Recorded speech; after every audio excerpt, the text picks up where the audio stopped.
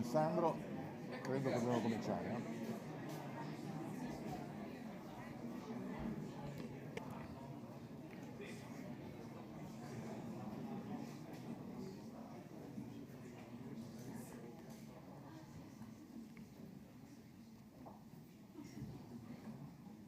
Buongiorno a tutti. Welcome to everybody. Nice to have so many people in this room. Hope the trip was not too difficult. Thank you for coming. This is a conference on the Balkans and the Black Sea, and it is a normal focus of our foundation, as many people in the room know, because the region is obviously very important from a strategic point of view, from historic point of view, whatever. And it also has a difficult and fragmented history, but it has been promised to become part of the European Union already many years ago. And NATO, on its side, has applied the so-called open door policy, projecting security and peace in the region. The war in Ukraine takes place since more than 4 years and is a further incentive for inclusion on our side. And now we have entered in a critical phase because negotiations are seriously underway, and I believe that some of them may be concluded in a couple of years. And the people from the region can perhaps say something about that later. And in the region, we should see the end of a sense of frustration which has been there for many years because of a long journey finally going to destination, hopefully. Here, of course, from this foundation, we are looking at things from a security point of view. But also, we have to say the representation of security is rapidly changing. Traditional conflict remain possible, of course, but new avenues are opening with blended threats involving directly the civil society. And I'm speaking of cognitive challenges, disinformation, illicit networks and trade, the use of artificial intelligence for political influence, and I would like to name especially the Russian Federation, still believing that the region can be influenced and trying to revive in covert ways using disinformation, old stories. We see, however, in the region a vibrant society, a youth that has aspirations to be better recognized. And of course, for my friends, I would say, I would recall that Bulgaria has adopted the single European currency at the beginning of the year. So there are many good things happening. NATO and the European Union will continue to support such a direction, each one of its own added value. And I recall the traditional force in Kosovo, KFOR, and the operation underway in Bosnia and Herzegovina. In conclusion, we are convinced that the Balkan and Black Sea region is a successful story. Nonetheless, we have the task to accompany this movement with conviction, supporting reforms and analyzing emerging dangerous threats, as I said before, and the damage that they can inflict. This is why today we are here to discuss in an open, scientific, and friendly way the strategic scenario as some of its facets. We have been doing this for more than a decade with attention and respect, and we consider these issues to be a priority. To prove this, I would like to point out at the fact that we are celebrating at the Foundation this month the 100th issue of our Balkan Journal. This Balkan Journal in English, published every month, devoted to the region and unique in its format. I thank from my heart, of course, all the new friends who have accepted our invitation to come to Rome today as speakers and moderators, as well as the public. Many thanks go, obviously, and of course, to our sponsors, the Ministry of Foreign Affairs of Italy, ICID, the Compagnia di San Paolo, CSF, and our media partners. And I thank you for your attention, and I wish you a very good afternoon. Buon pomeriggio a tutti.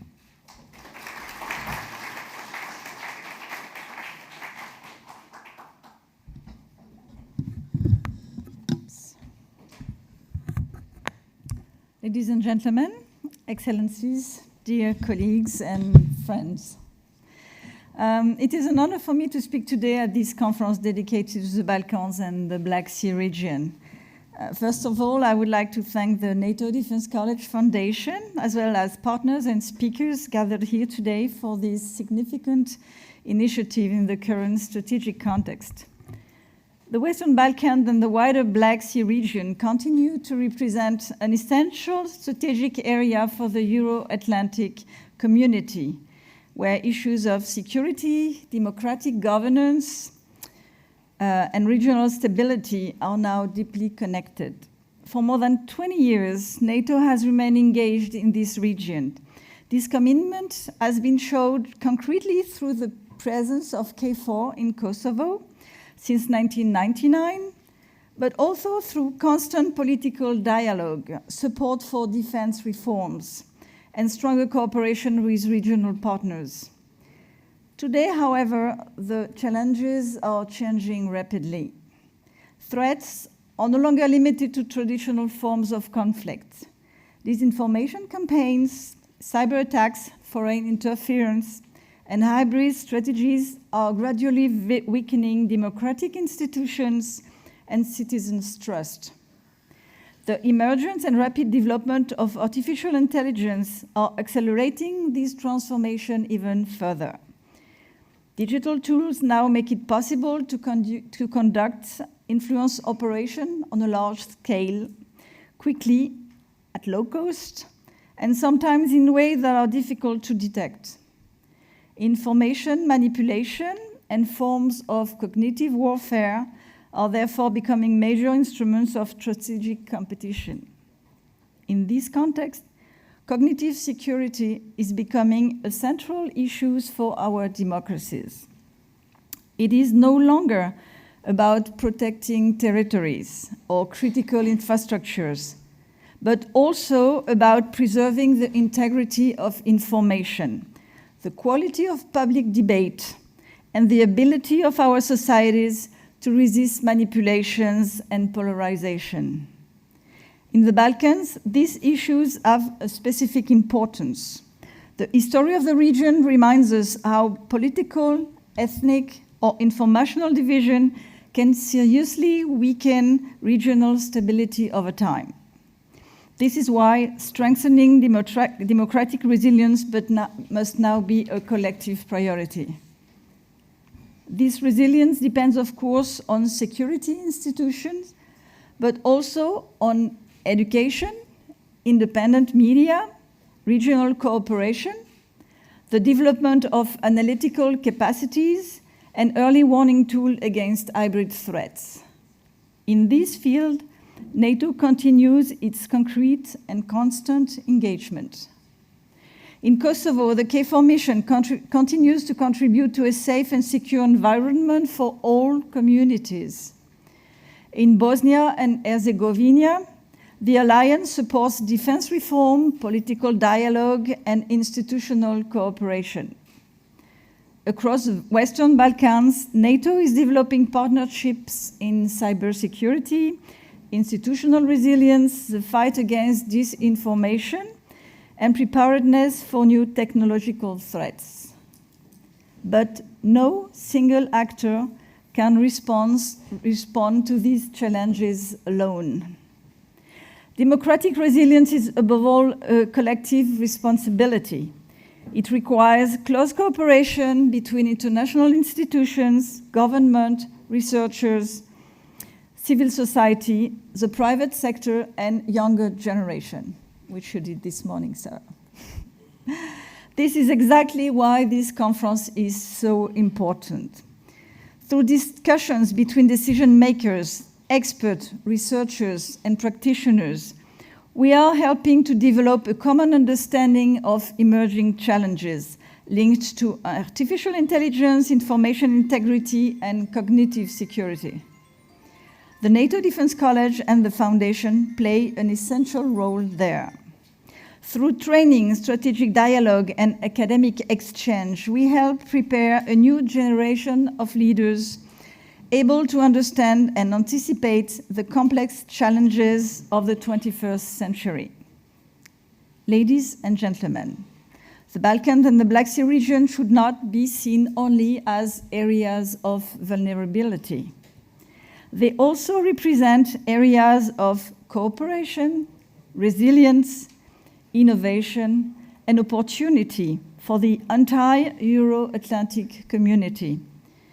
In an international environment marked by uncertainty and strategic competition, preserving the stability of these regions and strengthening their democratic resilience remain more than ever a shared priority.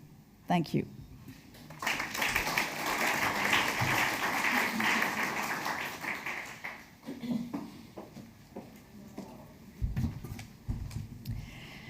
Good afternoon, distinguished guests, colleagues, and friends. It is my honor to welcome you to today's conference. I would also like to thank NATO Defense College Foundation, Ambassador Alexandro Minotto-Rizzo, and Alessandro Politi on behalf of ICEED for the invitation. We are here today through the joint commitment of the institutions united by a shared purpose, strengthening stability, security, and democratic resilience across one of Europe's most strategically significant regions. The Western Balkans and the wider Black Sea region stand at a pivotal moment. As highlighted in the conference concept, this region forms a critical strategic interface for the Euro-Atlantic community, shaped by EU enlargement and NATO's open door policy. These processes, by nature, have long supported political convergence, institutional reform, and the consolidation of democratic governance. Yet, their uneven pace and increasingly politicization have also created openings for geopolitical competition and hybrid interference. Today, the long-term consequences of the war in Ukraine, persistent great power rivalry, and the intensification of hybrid threats are reshaping the regional security landscape. As the concept note reminds us, the region remains highly vulnerable to both domestic and foreign information manipulation and interference due to fragile media ecosystems, low institutional trust, and limited analytical capacity. These vulnerabilities are not abstract. They directly affect democratic legitimacy, social cohesion, and the region's Euro-Atlantic trajectory. Compounding these challenges is the rapid diffusion of artificial intelligence. AI is transforming the information environment at unprecedented speed, amplifying the scale and sophistication of cognitive warfare. As noted in the document, AI now enables low-cost, high-impact manipulation while complicating attribution and response. This reality demands that we rethink how we build resilience, not only in institutions, but also in societies, media ecosystems, and civic culture. Against this backdrop, today's conference serves three essential objectives. First, it provides a platform to examine evolving NATO and EU strategies in the Western Balkans, strategies that must remain coherent, coordinated, and insightful if they are to effectively support stability and democratic consolidation. Second, it brings together experts, practitioners, and young researchers to explore the transformation of the information environment in the AI era. This includes hybrid threats, cognitive security, and the pressures placed on democratic institutions by increasingly sophisticated manipulation campaigns. Third, it aims to generate practical outcomes, targeted policy recommendations, enhanced knowledge sharing, and the strengthening of a regional network dedicated to information integrity and democratic resilience. As the concept emphasizes, strengthened NATO-EU cooperation remains essential to ensure coherent and effective responses.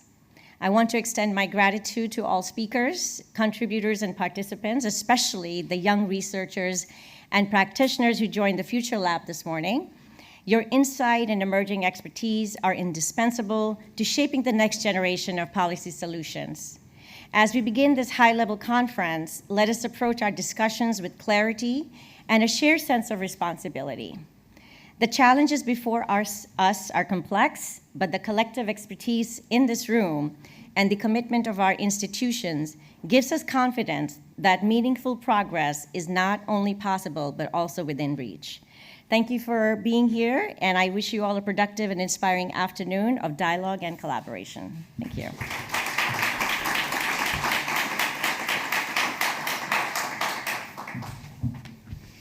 Well, distinguished guests, ladies and gentlemen, it's a pleasure and an honor to me to address you today on behalf of Fondazione Compagnia di San Paolo and to contribute to the opening of this conference.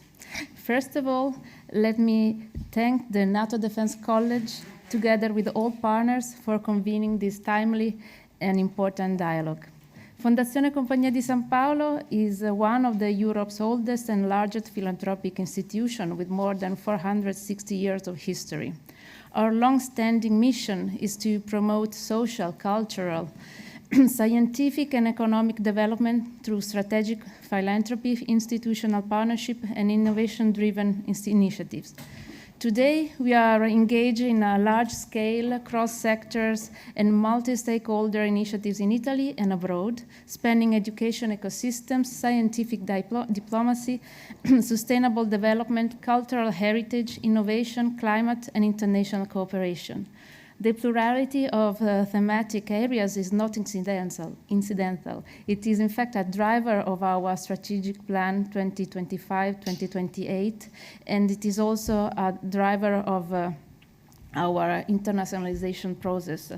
The ability to connect institutions and diverse stakeholders to facilitate innovation across economic, technological, cultural, and social domain enable us to open new and original perspectives, first and foremost for the benefit of the territories in which we operate. Internationalization for us is a strategic lever. It allows us to strengthen transnational cooperation, attract resources and competencies, and foster collaborative models integrating public, private, philanthropic, and partnership dimensions, an approach that is essential to addressing complex and global challenges. We are living in a time of profound transformation, marked by geopolitical tensions, technological acceleration, and increasing challenges to democratic system. In this context, the Balkan Sea region represents a crucial space where resilience, security, and cooperation intersect. The focus on democratic resilience, artificial intelligence, and cognitive security could not be more timely. These are challenges that require not only technological solutions, but also collaboration, trust, and shared understanding across borders and sectors. This is precisely why this initiative is so valuable, because initiatives like this create the condition for meaningful dialogue among policymakers, experts, practitioners, and young researchers. Let me conclude with a simple reflection. In times of uncertainty, investing in knowledge, dialogue, and cooperation is not only necessary, it is a responsibility. Fondazione Compagnia di San Paolo is proud to contribute to this collective effort and to support initiatives and think tanks that connect global challenges with local impact. Thank you very much, and I wish you a productive and inspiring conference.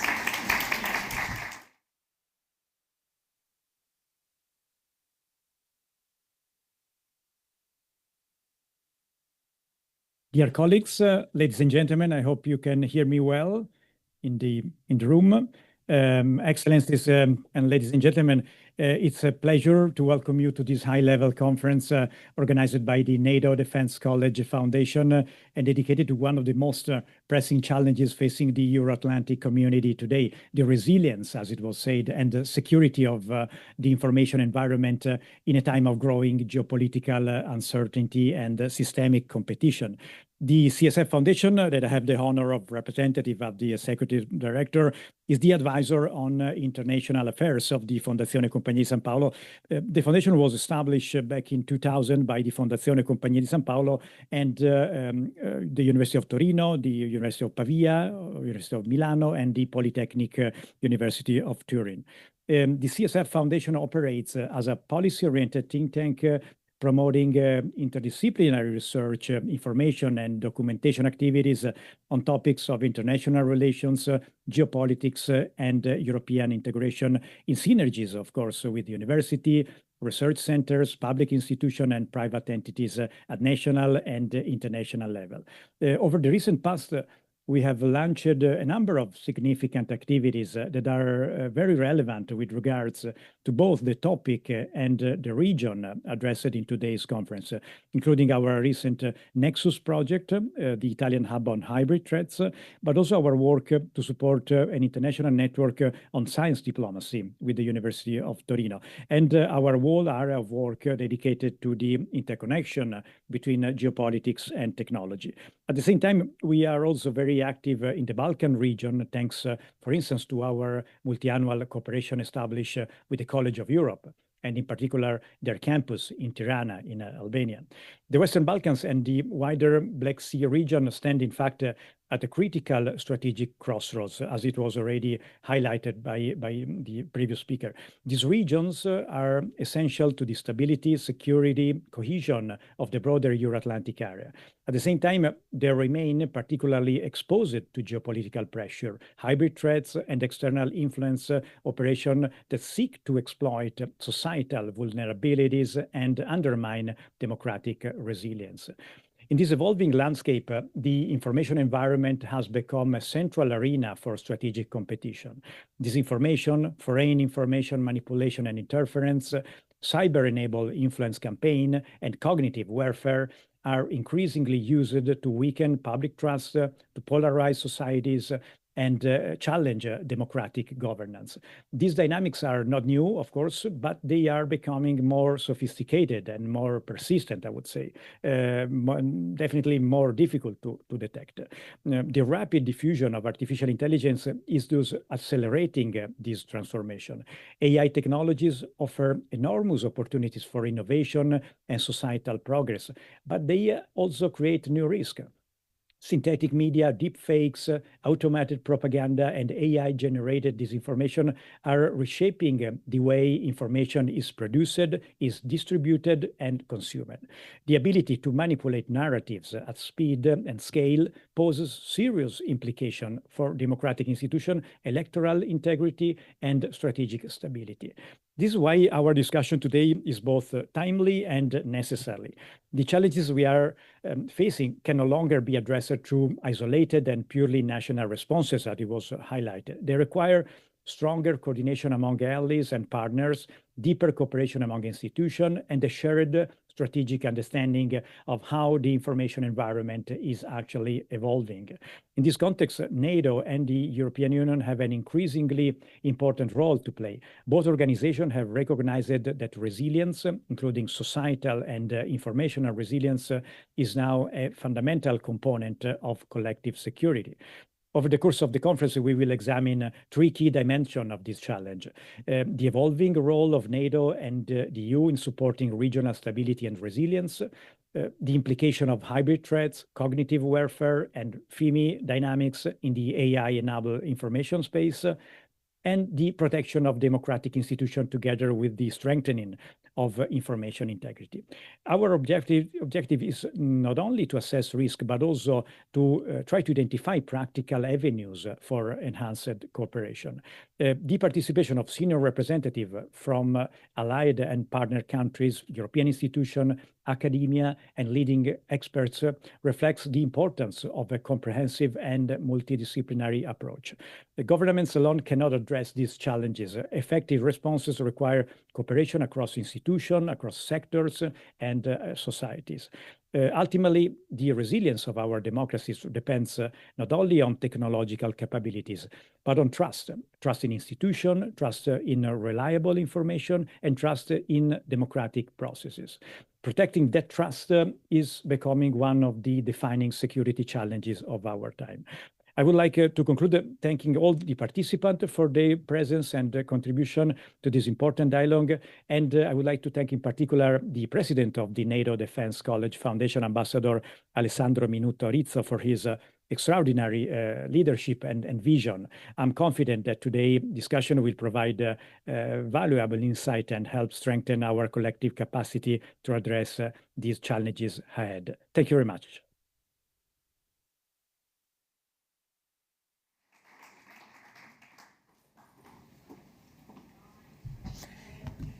Good afternoon, Your Excellencies, distinguished guests and colleagues. I promise this is the final remark before we switch to the next discussion. In a similar fashion, let me begin with thanking the organizers, the NATO Defense College Foundation, but also others for creating a space where policymakers, practitioners, experts, and partners from across Europe can come together and discuss some of the, as we heard, most pressing challenges that our continent is facing today. We've just heard a set of insightful remarks from senior officials and representatives from public and private domain, including military.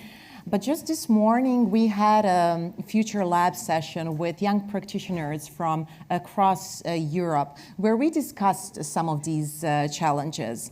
And irrespectively of different perspectives around the table, we had experts and practitioners from both the Western Balkans, but also the Black Sea region.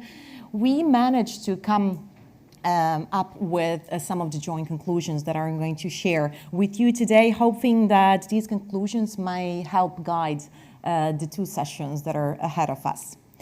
First, one of the conclusions was that the Western Balkans and Black Sea are strategically interconnected.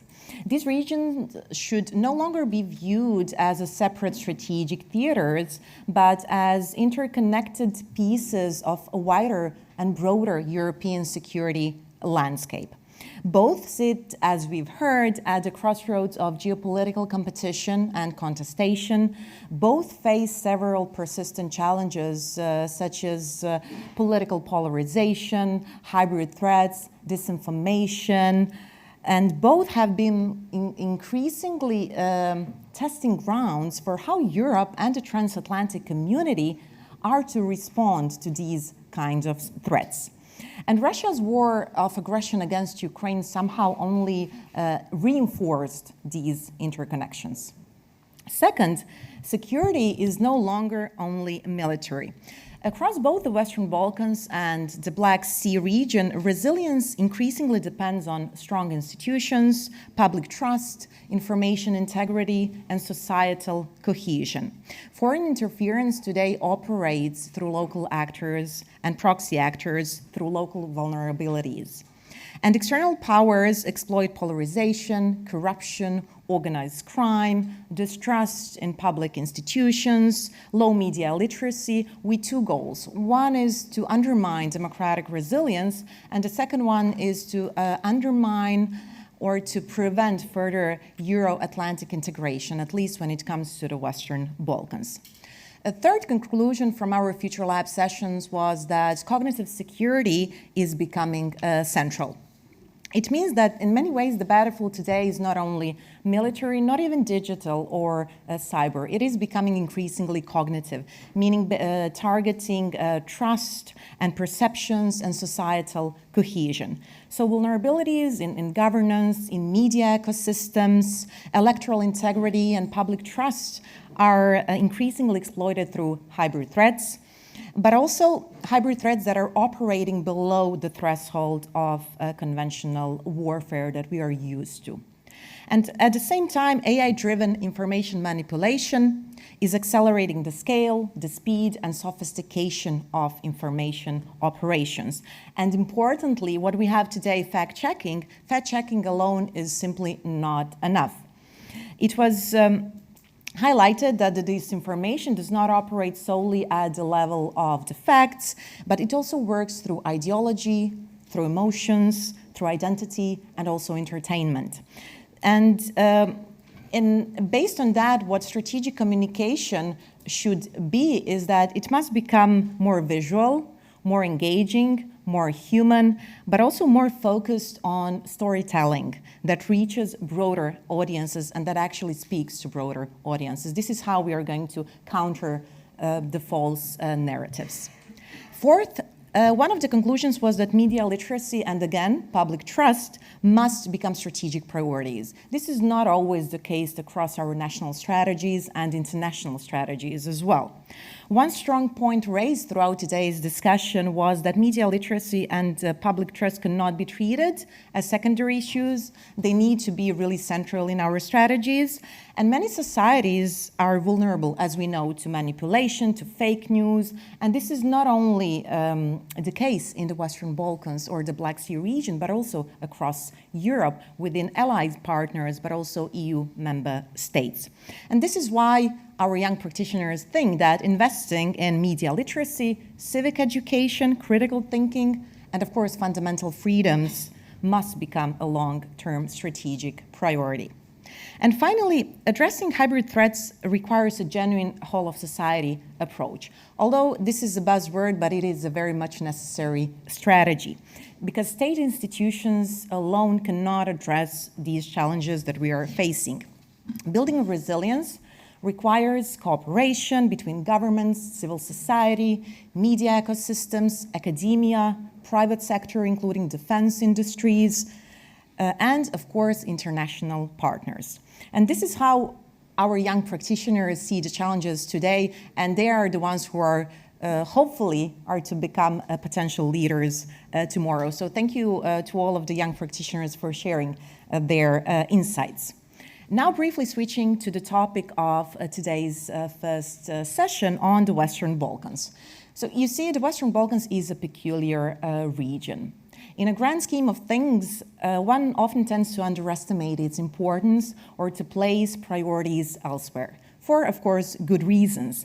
But yet every now and then the region reminds us that it is not on the margins of European security, if it ever truly was.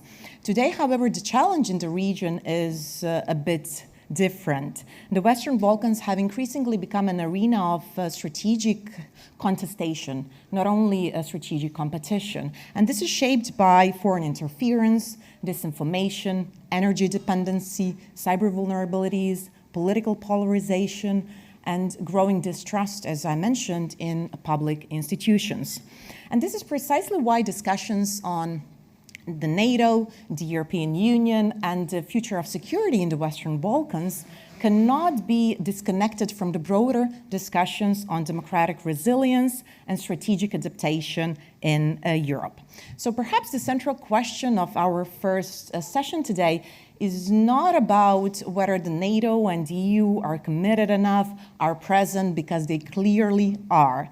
I believe that the real question is whether their strategies are evolving quickly enough to adapt to some of the most pressing challenges, such as hybrid threats, democratic erosion, and the growing complexity of European strategic and security architecture.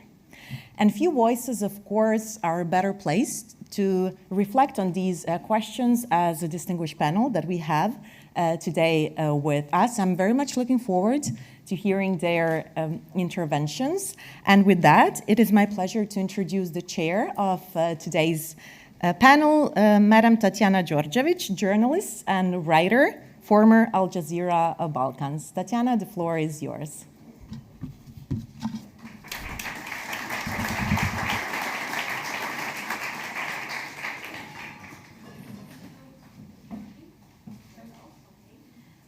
Thank you, Bojana. Thank you for this nice introduction. Good afternoon to everyone, and welcome to this panel of Balkans and Black Sea Perspective 2026, Democratic Resilience, AI and Cognitive Security.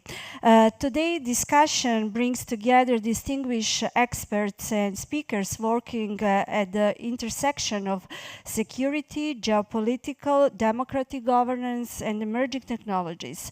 We are meeting today at a very special moment when the security architecture of Europe is being tested on several fronts. Traditional geopolitical tensions and conflict conflicts are increasingly interviewed with cyber threats, disinformation campaigns, artificial intelligence, and attempts to manipulate public perception and democratic process. The Balkans and the country from Western Balkans in First and Black Sea regions remains particularly important in these contexts. These regions are not only geopolitical crossroads, they are also laboratories where questions of democratic resilience, institutional trust, external influence, and societal cohesion are being tasted in real time. What makes today's conversation especially important is that we will not only discuss today military or cyber dimension of security, but also cognitive security. That is some kind of new term for me, and I wanted to know what that means exactly, and the protection of democratic institutions, public trust, and citizen ability to distinguish information from disinformation or from manipulation. Our speakers will help us to explore all these topics, and in this case, thank you all for joining us, and now I would like to introduce our panelists. First of all, this is Mr. Christian Schmidt, High Representative for Bosnia and Herzegovina, Office of the High Representative Sarajevo, who will join us remotely. Then Marco Crisculo, Director Strategy and Policy for Cyber and Digital Transformation Division, NATO, Brussels. Welcome, Marco. Thank you for joining us. Seat is yours. Mr. Zoran Jelovski, former Minister of Defense and former Ambassador for North Macedonia. Welcome. Good afternoon. Elen Kinsurashvili, I hope that I pronounce very well, Senior Program Coordinator, Transatlantic Security Team, German Marshall Fund, Warsaw. And then Harun Karcic, Vice Chairman, Sarajevo Security Conference from Sarajevo. Welcome. Take your seat. Thank you to all our panelists. Thank you for joining us. And our first speaker is Mr. Christian Schmidt, High Representative for Bosnia and Herzegovina in the Office of a High Representative in Sarajevo. Mr. Schmidt, good afternoon, and thank you for joining us. You have a long-standing career in European and international political affairs, and you're still responsible for overseeing the civilization implementation of Dayton peace agreement during this particularly sensitive period in Bosnia and Herzegovina, especially after the war in 1995, and also in the wider region. Your intervention today focuses on towards stability and inclusion, Bosnia and Herzegovina's fragilities and challenges. Mr. Schmidt, thank you for joining us, also remotely, and the floor is yours.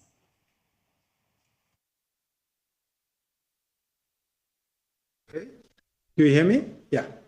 Thank you very much. Best regards to Rome, if I'm right. Tatiana, good to hear you. You allow me that it's good to hear Al Jazeera Balkans. I would, sorry to say this, like to have you, like other well-based and independent sources of media being present, because this leads in a short moment to one of the problems I see here in the country I am. Thank you to you all, and let me first maybe some are asking what's with him and what is he doing. You maybe have heard that the United Nations Security Council, I announced that due to the prevailing circumstances, political circumstances, it seems for me better to resign, to pave the way for new ideas, to say this in a very friendly way. I think this is, whether it's me or others, the problems will remain the same. What is this? Western Balkans, in its complexity, is indeed an area where we have and see a region, a lot of international engagement. You allow me that somebody with quite a pretty lot of experience in this region allows himself to say that I'm not really convinced that all international activities really have been having a clear commitment focusing on what.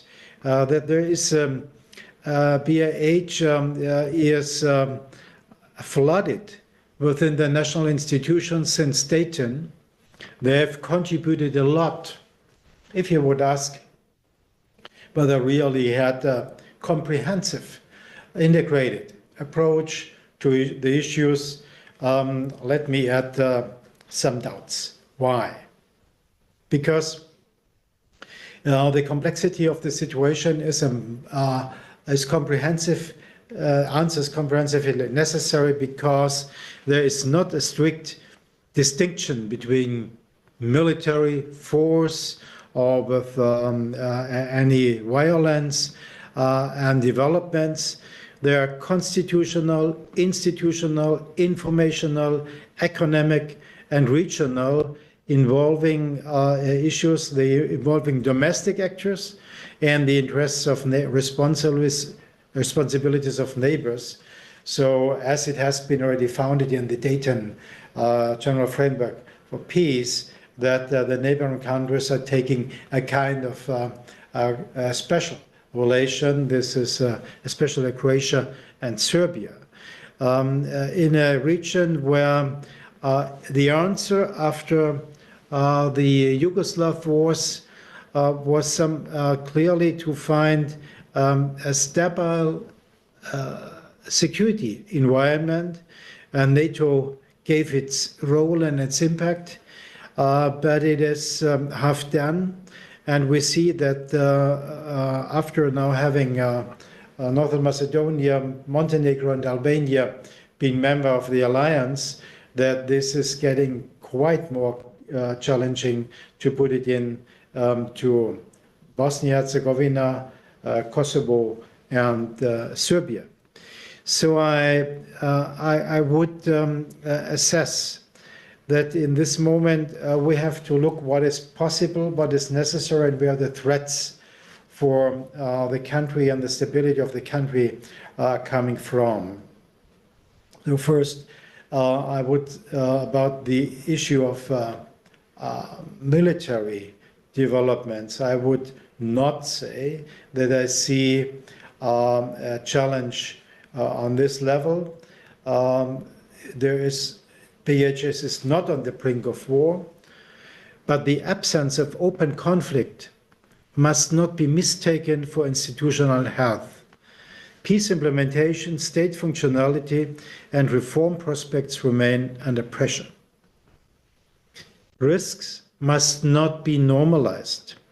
Anti-Dayton behavior, challenges to BIH territorial integrity, divisive rhetoric, and institutional obstruction must not be treated as a routine politics. And we see that in Bosnia-Herzegovina, especially from some political forces playing from Republika Srpska, one entity in Bosnia-Herzegovina, is obviously focused on dissolution, on the putting into question the territorial integrity of Bosnia-Herzegovina. I see that the poison of this is getting more and more consumed as normal, and this is why I think we should really reassess that the Dayton structures were not only a ceasefire in the concrete situation, but an offer for a long-standing sustainable development, peacefully oriented, and having a democratic future more than expected maybe any time before. And it is not the case that everybody is following this. Security, EU enlargement, rule of law, economic reform, election integrity, and cognitive resilience are no longer separate tracks, especially in Bosnia-Herzegovina. They are mutually reinforcing, or they are mutually taken as a tool of blockade and of dysfunctionality. OHR, this is my office, the Office of the High Representative, position which does not compete with the full understanding of full democratic self-decisive structure, but has been installed for the first years initially in Dayton to have a kind of controlling about the divergent forces which have been under a lot of pressure together after the disaster of the genocide and the war. EUFOR Althea, the military mission, which has been reduced to a mission in size and in capability, which cannot compete with the old S4 30,000, which had really to go to keep the military structure, by military means, keep the structure developing in a peaceful way. So I think what I'm now saying, this is not the position of the High Representative, but this is a position of political citizen Schmidt, that I think we will not come out without a new definition and assessment what the deterrence tool of EUFOR Althea, how it should be designed, and which position it could play. The mandates and credibility have been the overwhelming checkpoint, including the transition to, let me say, or I hear some adaptation to the Dayton system and structures in adapting the European Union access way. The EU path is the strongest strategic stabilization tool for BIH in the region. Enlargement must remain credible, conditional, and visible to citizens, while Croatia and Serbia should be engaged as responsible stakeholders in regional stability. There are other stakeholders as well, but I have to assess that this way is not taken. The EU path is not taken. Up to now, since 2 years, Bosnia-Herzegovina has got the nomination as the EU membership candidate country, but no talks are opened. By the way, not to be compared to the special situation and challenges which are coming in Northern Macedonia or other countries. This is here because we see that the Dayton system of checks and balances, which was smartly introduced in 1995, does not give an answer if there is one group, one ethnic group, one political group not contributing to a consent or to a kind of compromise, can be overruled or can be just put into pressing for getting decisions being done. So I would not say that they should be just not respected and seen, but we have a problem. We have the problem that the system of checks and balances in a situation where some are taking this as a simple tool to demonstrate dysfunctionality of the country, that these years unfortunately leading to nowhere. So we have now the strategic priority is general elections October 26.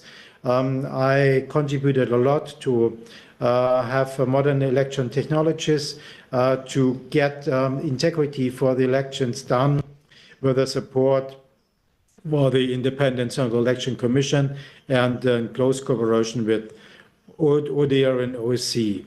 But I see that this is the only step now to regain trust and confidence of citizens and voters into the election. But democratic response would need more. I think the message to EU and NATO should be speak together with one voice on BIH sovereignty, territorial integrity, and constitutional order, and understand that if we don't see a progress by using all our tools of cooperation and coordination, I see a lot of questions. Wait a moment, give me the one word and the sentence, which is very important for your discussion in all capitals of Europe. But we have to see this country is on the edge of the future development. Thank you very much. Thank you, Mr. Schmidt. Thank you for this very important reflection of institutional stability, inclusion, and the broader democratic challenges facing Bosnia and Herzegovina, the country who is still, after 30 years after the war, in this kind of democratic transition without the end. Now, I hope that Mr. Schmidt will stay with us all the time, because later I will have some questions for you, and maybe also from audience, if we have the time. And now we now move from institutional resilience on the ground to the broader strategic and technological dimension of security within the Euro-Atlantic space.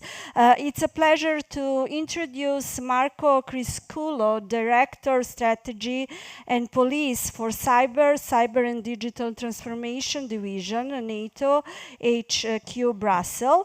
Mr. Crisculo, thank you for joining us, and you work on some of the Alliance's most pressing strategic challenges, including cyber defense, hybrid threats, artificial intelligence, resilience, and cognitive security. Your presentation today focuses on NATO's adaptation to the growing convergence between AI-led cyber defense and cognitive security. Can you please explain to us this kind of the new term, and please take it away. Thank you very much. I would like to start from an analogy. If you look into security of information and how you fight, of course, cognitive disinformation, in the old days you would put data into a safe. And that was the way for us to preserve integrity. But today, this is much more challenging in nature. Take that safe, break it into rare arts and rare materials. And this is where really the narrative starts from. To be able to counter disinformation, you need to have access to technology, which means cloud computing, artificial intelligence, which in turn requires semiconductors, power grid, and rare materials. So the topic has been much more strategic in nature than can live on reaction of single states. When it comes to the new strategic concept, which was developed in 2022, NATO recognized, of course, the weakness of NATO openness and democratic resilience, and the fact that our adversary had tried to of course, exploit our interconnectedness on a daily basis. Hybrid threats are of all forms. Political pressure, economic coercion, sabotage, cyber attacks, and nobody is immune. Especially today that we are in a global economy where supply chains are connected to each other. What is specific about this region, the Balkan regions, vis-a-vis the Nordic countries I was talking to a week ago, or the Indo-Pacific countries I was talking 2 months ago? I think what we have in common is the threat, and the threat is transversal. What we haven't considered is how this threat can be characterized in a specific region. So there is no threat unless there is a vulnerability to be exploited. And so when it comes to the Balkans, of course, there's an area of highly level development in which institutions are trying to build trust. But there are also strategic challenges in terms of foreign direct investment. If you look at Russia, Russia has a much more disruptive campaign, full of annexation, sabotage.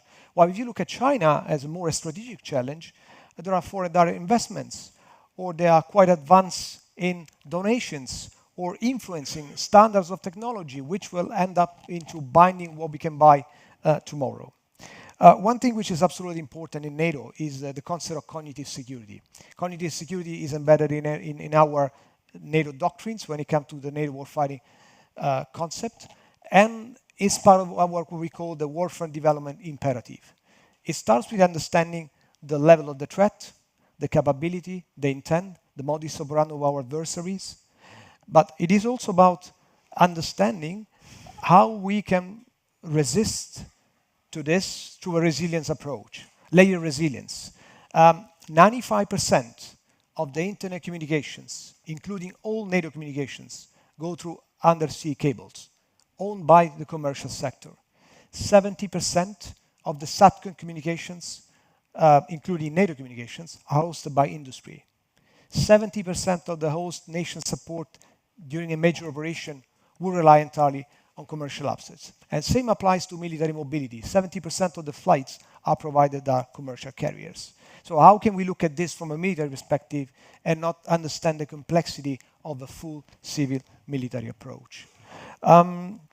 When it comes to specific issues, it's also about how local impacts in the past now have expanded beyond boundaries. I mean, a few days ago, a power line cut in the north of Italy to a power line caused disruption in the crude oil delivery into south of Europe. And so looking at the Balkans as an isolated region would be a big mistake. I mean, we are all now interconnected. Or anchor dragged at the Baltic Sea in 2024 and 2025 with a major disruption of a number of services across Europe. NATO has developed a toolbox of course, which is composed of the NATO Treaty, Article 3, resilience at best through national efforts. This is pure national responsibility where, of course, the EU has a major say. But we do also have Article 4, consultation when major crises arise. But we've also developed a strategy for hybrid. What is important is to make a distinction between what is really a hybrid attack, which means that there is a campaign behind, we are trying to connect the dots, versus, okay, there have been a number of potential hybrid incidents that have caused disruption. I mean, 1,200 drones on airports in a country last year. Does it mean that all of them are hybrid? So it is absolutely important to understand things that cause disruption that requires anyway resilience at the national level versus what is part of a hybrid campaign, which requires a much more sophisticated coordinated effort. And then there is the middle ground. There is a middle ground or gray zone where you have trends and patterns. And this is also absolutely important to understand because it gives you an understanding of where things go and how you can pre-position and prepare for potential attacks. It comes with the understanding of the threat. And this is where NATO have made huge investments in the adoption of new technologies. Artificial intelligence is what you need when you collect data from thousands of sensors, being them at seas, sensors on cables, or feeds from satellite to understand, for example, how to track a cargo ship that is behaving strangely. Because the other problem that we have is also that our adversaries are mapping our vulnerabilities and are trying to position themselves. Another important element which I would like to touch is about once you have acquired technology, very often you don't have the human capital. And this is an area where major investments are necessary to go into a much more integrated approach with industry. Believe it or not, but we believe that industry and outsourcing some of the core services would give us the resources and the skills and the competencies that we don't have at national level. Another important environment that we consider, of course, is the information environment. How do you understand how much your adversary can influence, of course, your audience? And this is an area where we also invested quite a lot in terms of business analytic skills to test the environment, to measure people reaction to our adversary disinformation campaigns. There is an important element which is about what do we do about hybrid campaigns in general. And we believe that so far our adversary have exploited our fragmented response. That's why NATO now is coordinating a major effort to try to improve the way we coordinate responses of all kinds, diplomatic action, political attribution, technical attribution, because we believe that by imposing higher costs to our adversaries, things will not go unnoticed. And sometimes we will also be in the position to delay them, revealing techniques, for example, or tactics that will have to get reorganized. And this works very well in the field of cybersecurity. Maybe a final touch on the Western Balkans and Black Sea regions. Acquiring technologies with the appropriate sovereignty is super expensive. So there is no way that one country on its own can build the necessary access to skills, competencies, and technology. That's why we really support heavily multinational acquisitions, defense capacity building, and coalition of the willings among various nations. Thank you. Thank you. Thank you very much. Thank you very much. Mr. Criscolo, thank you for this very interesting point of view. What you mentioned, that evolution of cyber and cognitive security raises broader geopolitical questions about regional stability, strategic integration, the future direction of the Euro-Atlantic community.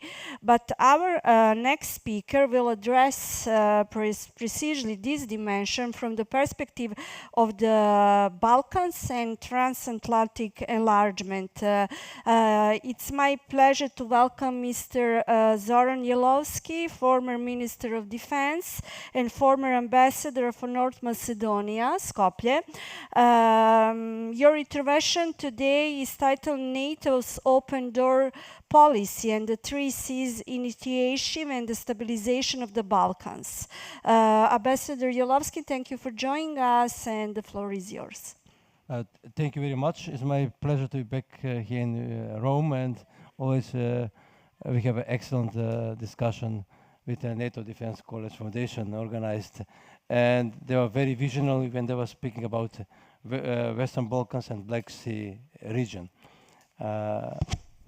If you allow me, I will give you a bigger context in a very, very short time, and also go to the Balkans and Black Sea and importance of the corridors for the stability, security in general.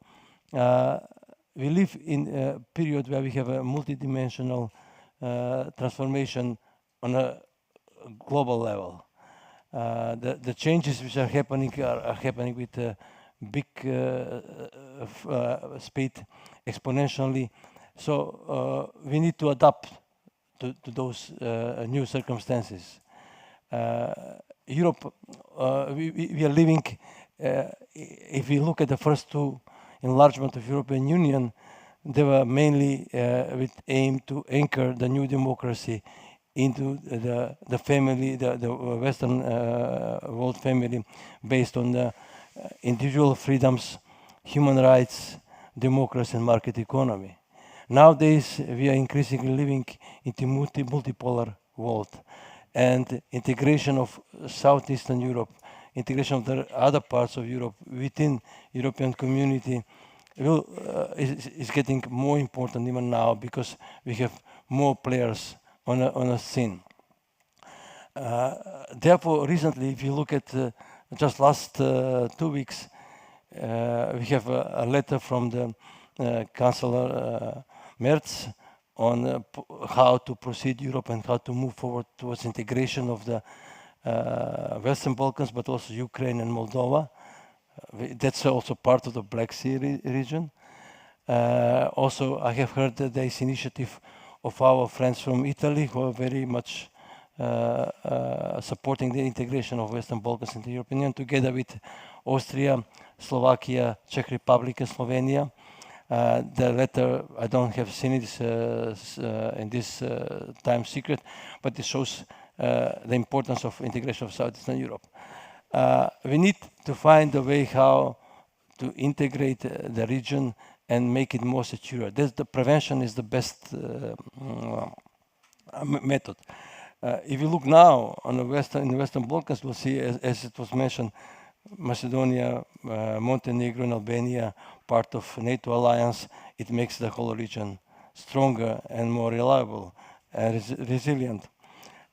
Also, we need to find a way how to strengthen the European integration of the other parts of Europe. There are many ways. Of course, the final goal should be the full integration of the region into European Union, and the countries who would like also to join NATO too. But on the other side, the question is, could we do something to speed up that process or to make some steps towards that goal? So we speak about gradual integration of the region into European Union, and in order that to happen and to have more results, the European Commission should very quickly come with instruments and information how we can proceed. The other area is we spoke about misinformation and so on and so forth. It was very helpful if the governments from Western Balkans and as it was stated into our positive surprise in this letter of Karšal and Merz, that we should allow the countries, even Ukraine, to participate to the work on some institutions of European Commission. We should also allow the private citizens and private companies to follow, to be engaged in the preparation of new policies of European Union. In that case, the misinformation will be less and less room for misinformation in general. That will also give a signal to the countries in the region that they are on the way to European Union, those who want to join the European Union, and that will stabilize the region in general.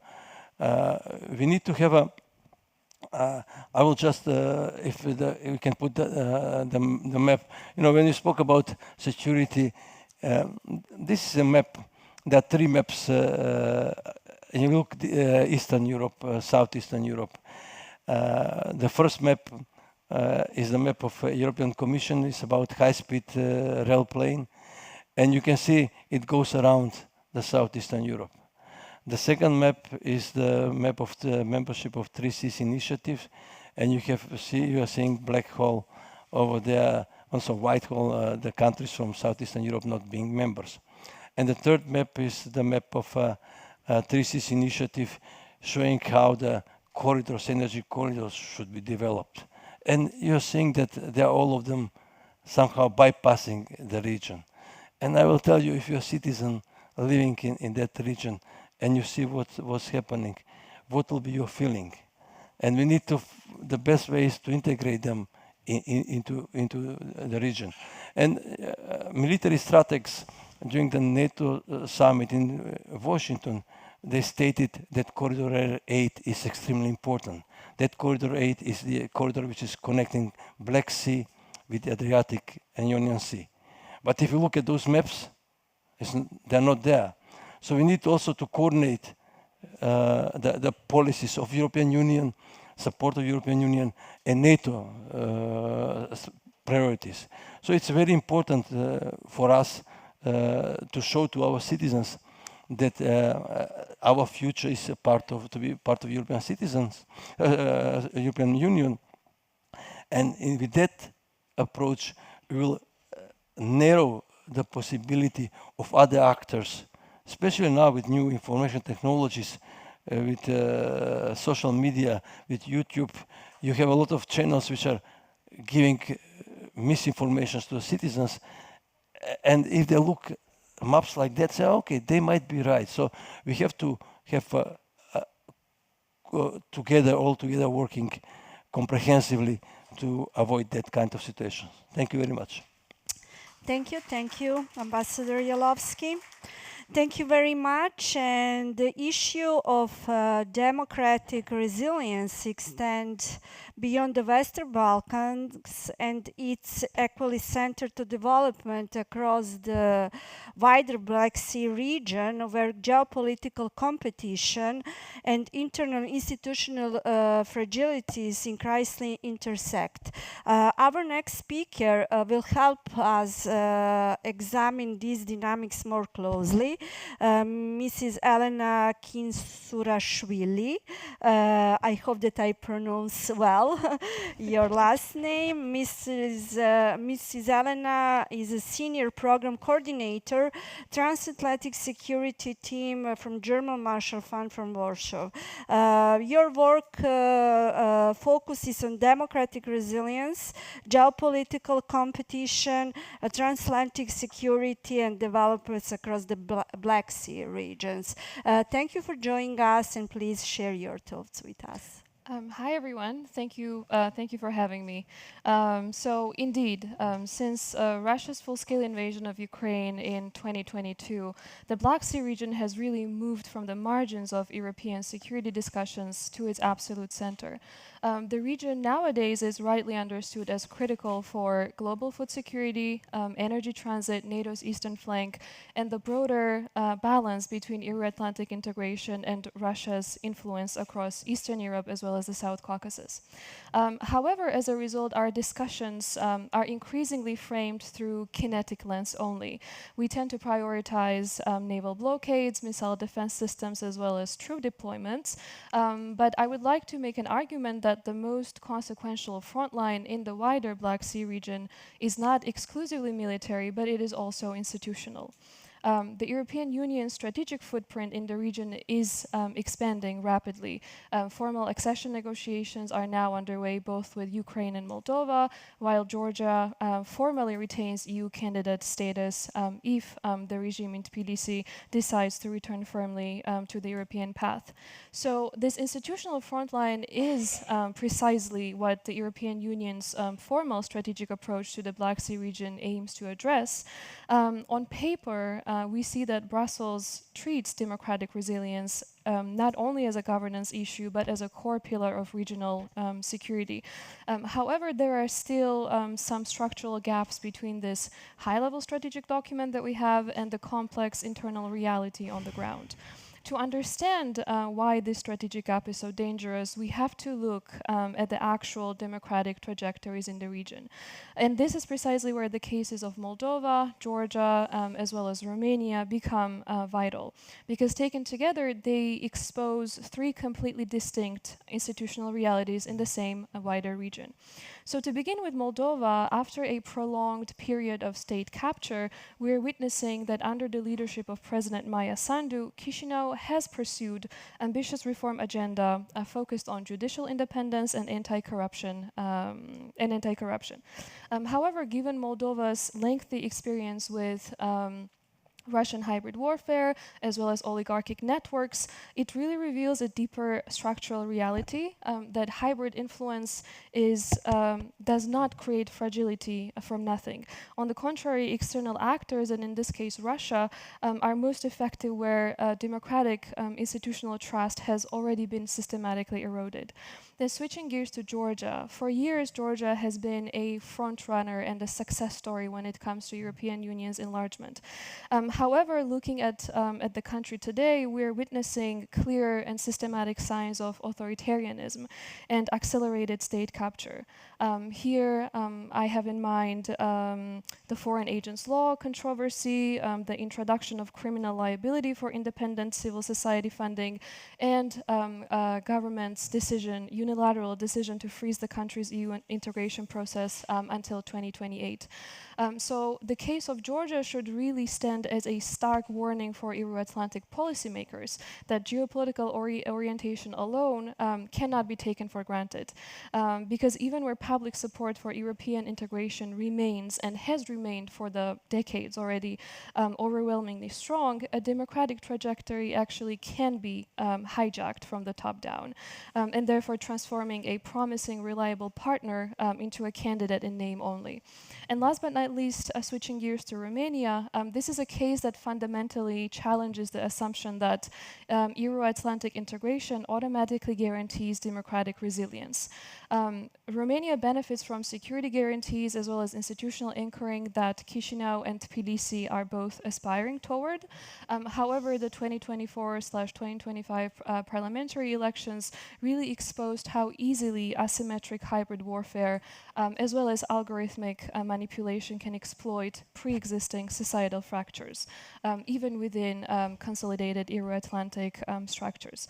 So taken together, I think there are three important strategic lessons for policymakers. First, institutional weakness must be understood as a hard security vulnerability and not merely a governance problem.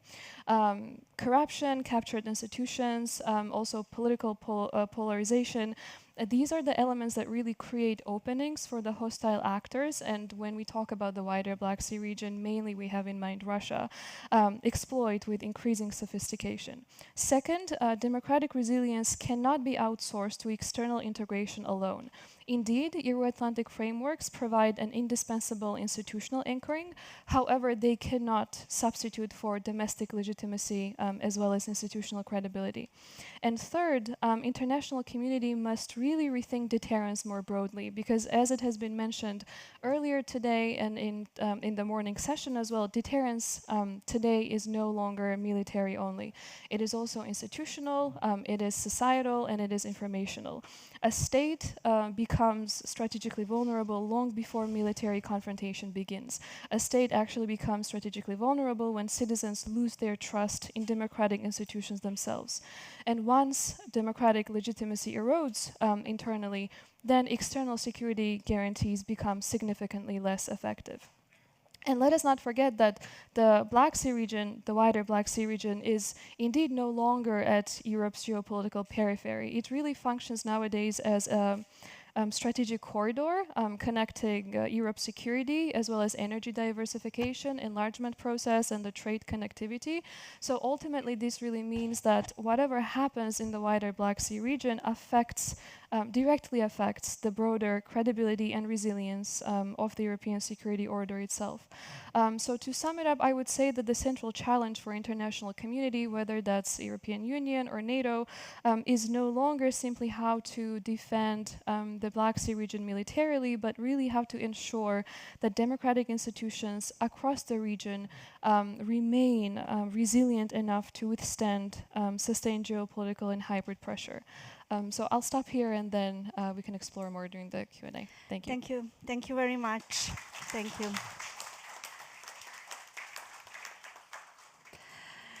Thank you. And our final speaker will examine how external actors in Christ use media, ecosystem, soft power, and cognitive influence to shape political realities in the region.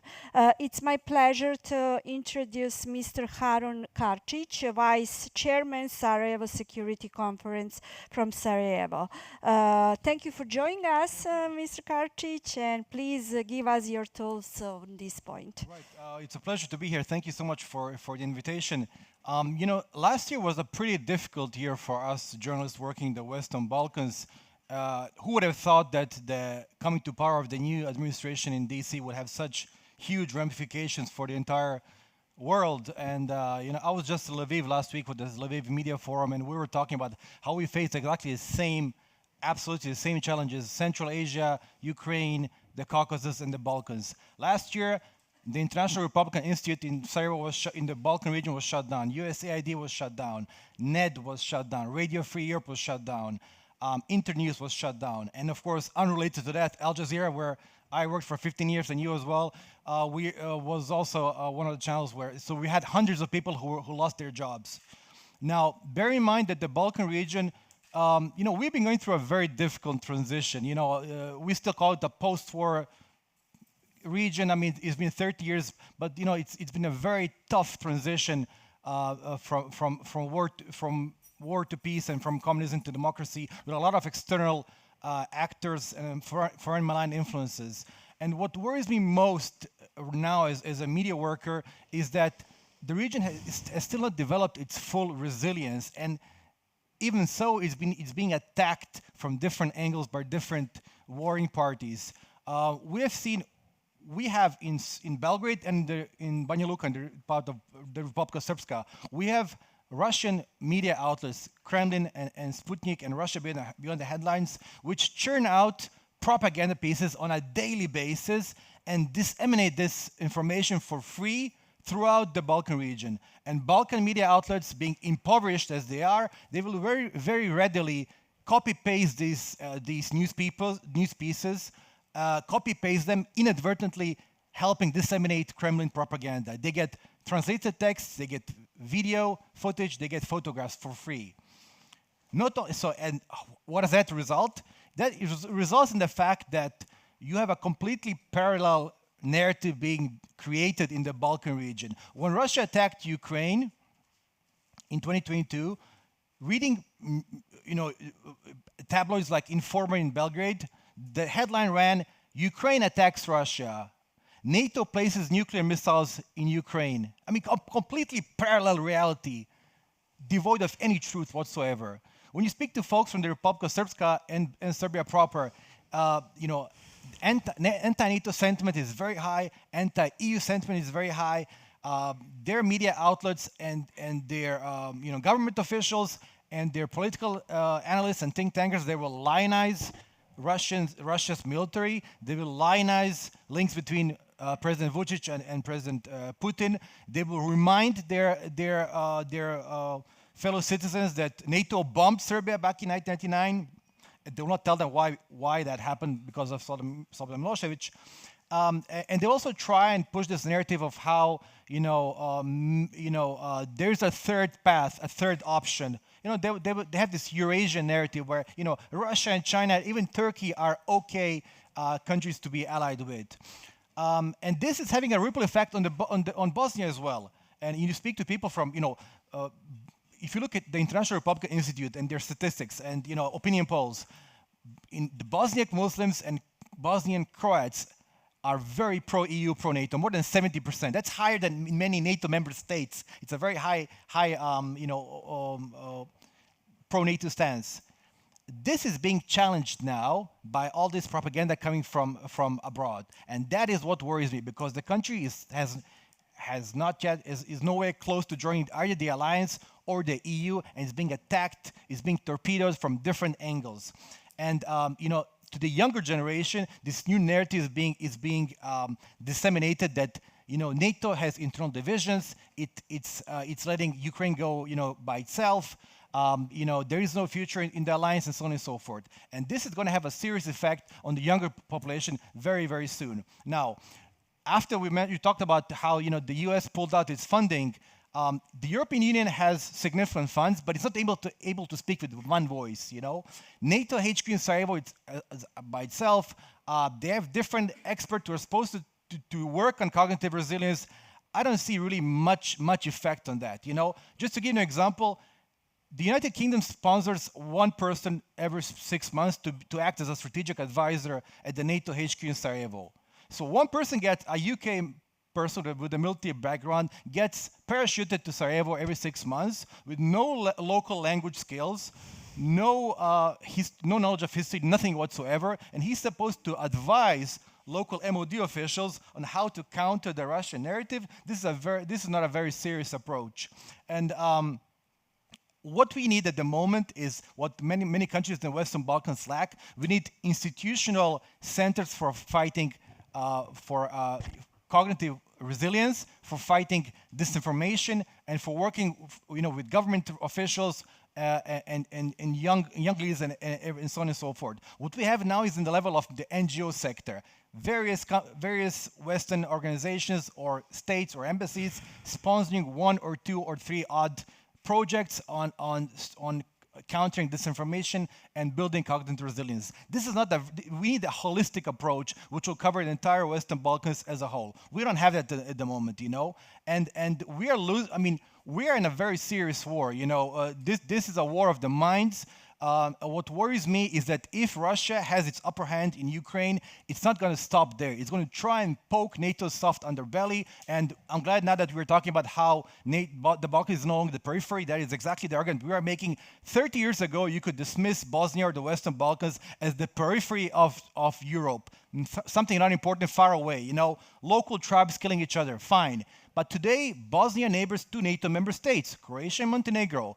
If something gets out of hand, it will have a spillover effect on 2 NATO member states, and NATO will have to be involved sooner or later. So the argument that we are making as a bunch of young Bosnian guys who gather around the Sarajevo Security Conference is, let's try and invest now and build resilience instead of waiting for something to happen.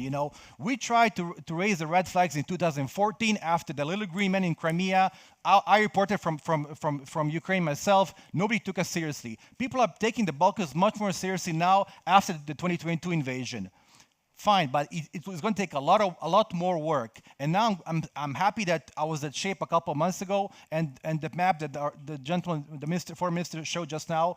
Now there's a lot more talk at SHAPE about military mobility across the Western Balkans, because people realize now that if you want to move tanks or artillery pieces from Slovenia or Croatia towards Greece, for example, to beef up your southern flank, it has to pass through the Western Balkans. What is the state of railways and roads in the Western Balkans? It's catastrophic. If you want to beef up the NATO southern flank, and southeastern flank, you need to work on building on enhancing military mobility in the Western Balkans. And I believe EUISS and my friend Bojana, they did a paper, a pretty serious paper on military mobility in the Western Balkans. This is what we need to talk about. So a number of facts, just to sum up. So we need to talk about building resilience in the Western Balkans, investing much more seriously in cognitive resilience, and of course we haven't even mentioned our critical infrastructure, which is completely unprotected. Nothing is protected whatsoever. Dams, electric grids, nothing whatsoever, And I'm surprised that we have not had any major cyber attacks so far. I'm really surprised. And I hope nobody from Moscow takes this as an idea. And of course, military mobility. That's all for me. Thank you so much. Yeah. Thank you very much, Mr. Haron. Thank you for this very interesting intervention regarding different narratives and polarization of society and media polarization as well. I wanted also to notice that I did the documentary about the different history textbooks that students use in Bosnia and Herzegovina 30 years after the war. And we still now have in Bosnia and Herzegovina, for example, some project, 2 schools after the same roof, where students from different entities follow the different lessons and use completely different history textbook. And if we start from the school, we can understand, this kind of narrative that we have in not only in Bosnia but also in Serbia and other countries. Now, okay, I will come back later with some questions for you. Now I want to start with the first round of the questions. I don't know if Mr. Schmidt is still with us. If yes, I kindly invite him to join us, or maybe not. Okay, Mr. Schmidt, welcome back. Okay, Mr. Karčić, I don't know if you heard all his intervention, spoke about polarization and different narrative that we still have in Bosnia, not only in Bosnia, but in other countries in the region of the Western Balkans. And I want to ask you, I have one particular question. In your view, what, after 30 years, let's say, what represents the greatest long-term risk to democratic stability in the country? And if you see, where do you still see the strongest ground for optimism?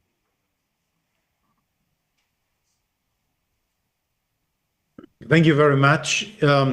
First, I'm a notoric optimist.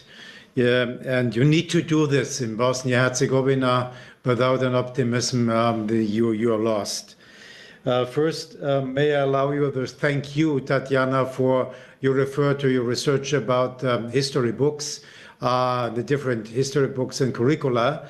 I think this is very important, as well about all Harun Kacic's description about where the indoctrination, to say, is coming from. I see that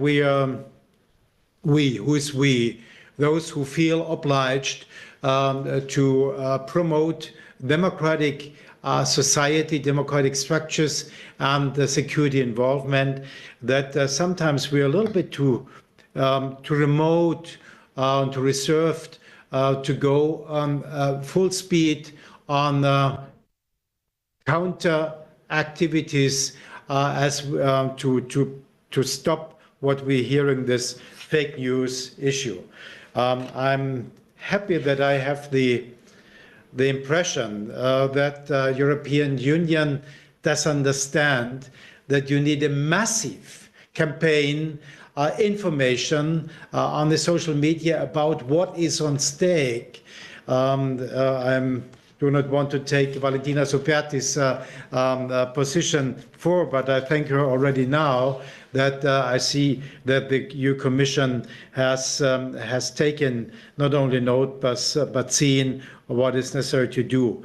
I share as well a view about NATO and the necessity to get more information about. We will not be able, and we do not want to just to merge all different opinions.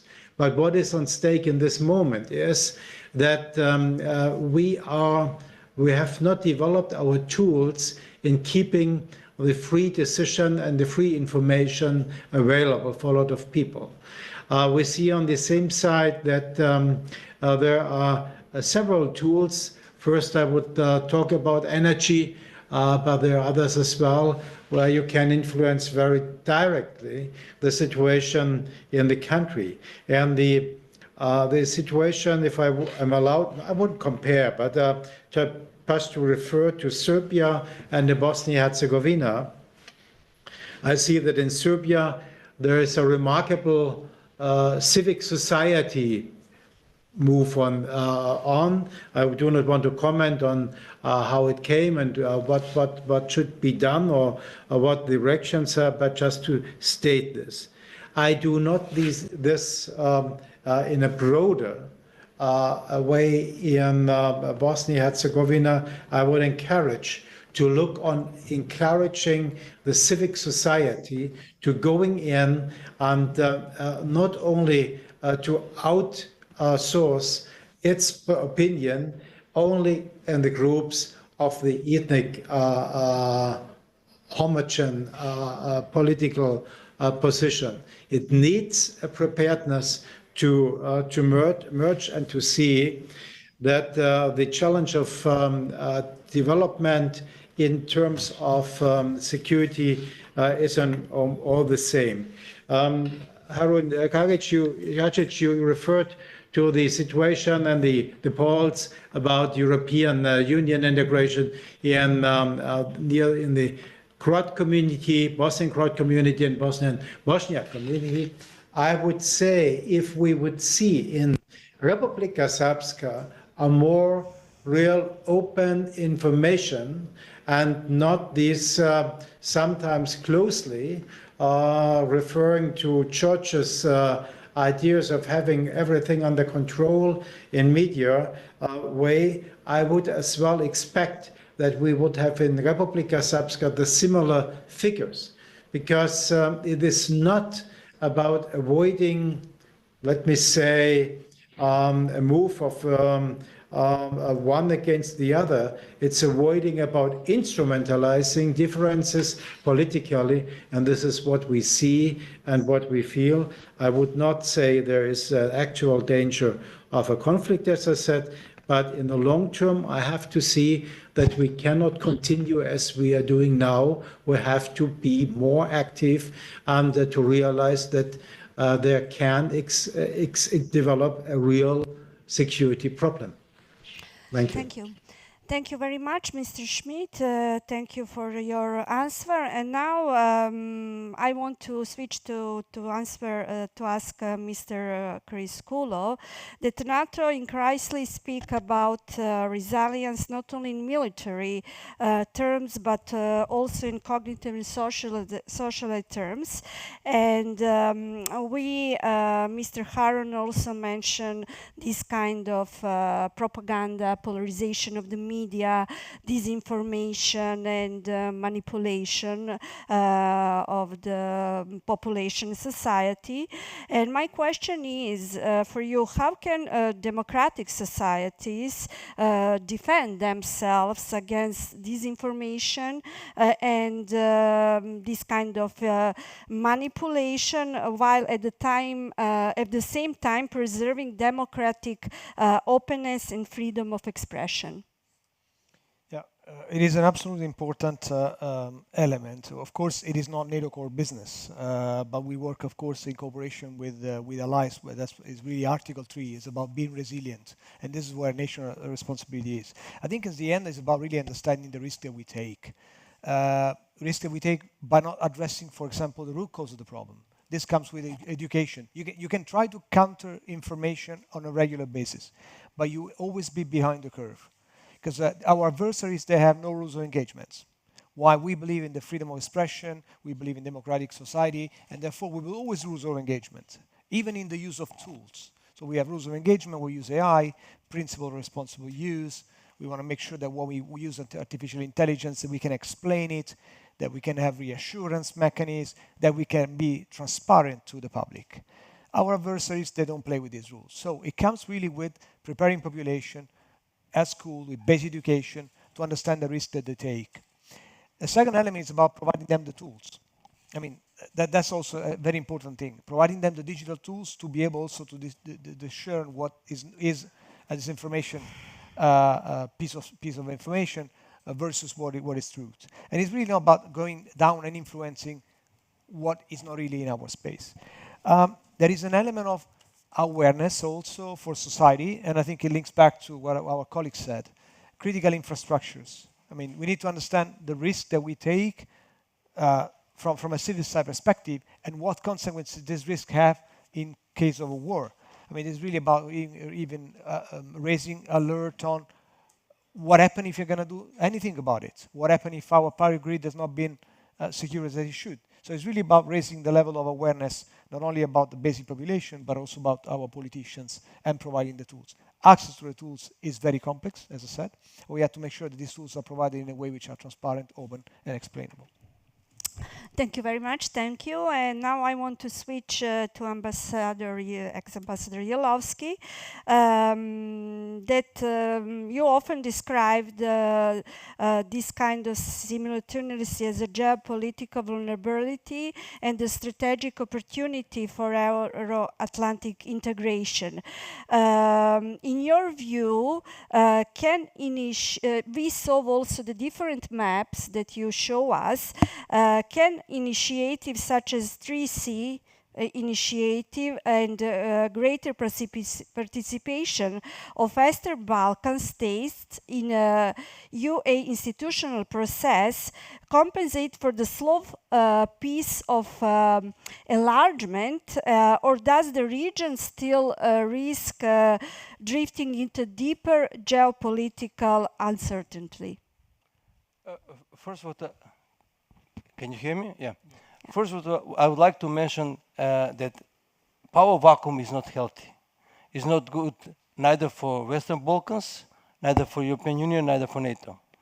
So the more quick integration of the region into Euro-Atlantic structures is better for all of us, for the region, for NATO, and the European Union. My country is more than 20 years candidate country. We received probably more than 20 times recommendation to start negotiations. We speak about front runners, we are not even runner, we cannot run. So people from the region are looking what's going on. And therefore we need to show some progress, some positive signals from our partners in European Union let us feel that we are engaged, that our voice is heard in Brussels. That will at the same time prepare our society for full membership. You know, if you have a Minister of Economy or Minister of Energy sitting on a table in Brussels without right to vote, but listening what's going on, presenting his or her views, it also at the same time prepares the society to move forwards. As I mentioned, European Union is preparing a number of legislations. If we, in that process of preparation, we consult the stakeholders in the region, they will feel, of course, as I mentioned, we don't have right to vote, but they will feel engaged, and they will feel that they are part of the process.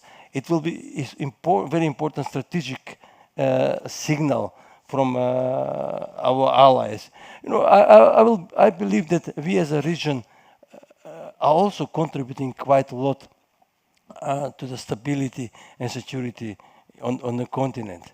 Number of our countries have their soldiers serving in Bosnia. My country has in Bosnia, Kosovo, some other places where we are needed. So also Europe should look at also what we can contribute. As I mentioned, those corridors, they're not just corridors for us. They're corridors for NATO, they're corridors for European Union. And therefore, I believe by integrating us, it will be beneficial for both sides. And we need to find a way how to move forward. I would be most happy that if the whole region very quickly is integrated into European Union. And I know that some countries would like to achieve member states of European Union. As I mentioned, there's initiative, some countries from, as I mentioned, Italy, Slovenia, Czech Republic, Slovakia, Austria, to see how that could proceed. The Chancellor Merz wrote a letter about Ukraine, but also he mentioned the Western Balkans. So we need to see some tangible results. Thank you. Thank you very much. Thank you, Mr. Jelovsky. We are late, and my next question is for Ms. Kinsurshvili. You highlighted that countries inside the European Union and NATO are vulnerable to polarization, international distrust, and informational pressure, not just because of external forces, of course. And do you believe that democratic resilience depends less on formal integration frameworks and more on construction of the legitimacy and credibility of political institutions themselves? Thank you for that question. I think it kind of goes hand by hand. I think the two factors are really affecting each other in the ways that they develop. I mean, it is true that I do think that before talking about integration into various Euro-Atlantic frameworks, it is important to make sure that on the domestic level, the institutions that we're dealing with are democratic. But as it has already been mentioned throughout the conference today, there are some of the tools and toolkits that are accessible to the country states, whether to the country member states of NATO and the EU. So I do think that essentially when there is a will, there is a way. So the two of them, the two elements should go hand by hand together. Okay, thank you. You were very quickly. We have some noises there, and sorry for that. And my final question will be for Mr. Karcic. You described this kind of external influences. I kindly ask you for peace. Okay. You describe Russia as operating through different but complementary models of influence in the Balkans and this kind of region. One focus more on this corruption and the other of structural dependency. Which of these approaches do you see as posing the more difficult long-term challenge for democratic societies in the region? Right. So let's, when we talk about foreign malign influences, we talk primarily about Russia and China, but there are also increasing other influences. You know, you have, certain Gulf countries, United Arab Emirates, are present in the region. Israel is now becoming quite present in the region, but let's focus on these two, Russia and China. Many people have asked me, do Russia and China coordinate their activities in the Western Balkans? I do not think so. China's approach has been primarily through the Belt and Road Initiative. As you know, they have been building railways and bridges and tunnels through numerous European countries, but in the Balkans per se, in Greece, the famous, the Pelješac Bridge in Croatia, the various highways in Montenegro, the Budapest-Belgrade railways, so on and so forth. China, unlike us Europeans who think from one election cycle to another, the Chinese think 200 years from now. So what they're doing now is laying the frameworks which will be used 100, 200 years from now. Their approach has been to provide very low interest credits to various Balkan countries, not to lecture Balkan countries on human rights abuses and whatnot, and slowly, once these countries fall into the debt trap,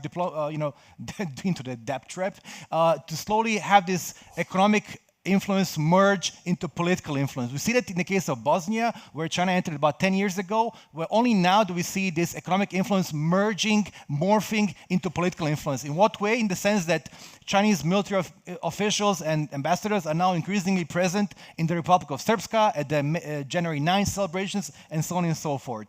In the case of Russia, Russia has numerous channels of how it operates. It has the Night Wolves have their chapters in Banja Luka, the Putin's famous bikers, Night Wolves. They have their chapters in Banja Luka and in Serbia. You have the Serbian Orthodox Church, which enjoys some sort of semi-autonomous status. You have Russian political proxies in the region, not only in Bosnia, in numerous countries, ethnic Serbs who gravitate towards Belgrade and eventually Moscow. So political proxies. You have officials in the MODs and intelligence agencies who leak information towards Moscow. When you speak to folks in Montenegro or in Bosnia per se, people are quite worried that there are individuals in these countries that are leaking information, especially Montenegro, which is a NATO member state, leaking info towards Belgrade and Moscow. And of course, you have the non-governmental sector, and in addition to the media sector, the non-governmental sector, you have various associations, like war veterans associations in the Western Balkans, which cooperate closely with Russians. In what sense? You had numerous Bosnian Serbs and Serbs from Serbia proper who took part in the annexation of Crimea in Sevastopol. This was even, we from Al Jazeera recorded them in 2014, and the US media outlet Vice News had a documentary about Russian volunteers in Sevastopol in 2014 who on camera said that they were regulating traffic in Sevastopol and not really taking part in any military activities. Vice versa, you have Russian, former volunteers, former fighters from Crimea and Donbas region who have been coming to the Republic of Srpska, Serbia, and who have been training folks in Moldova. We have been covering that story the last 2 years about Russian former fighters, war veterans that have been training certain thugs in Moldova to sow chaos. So there are at least 4 or 5 different channels of cooperation.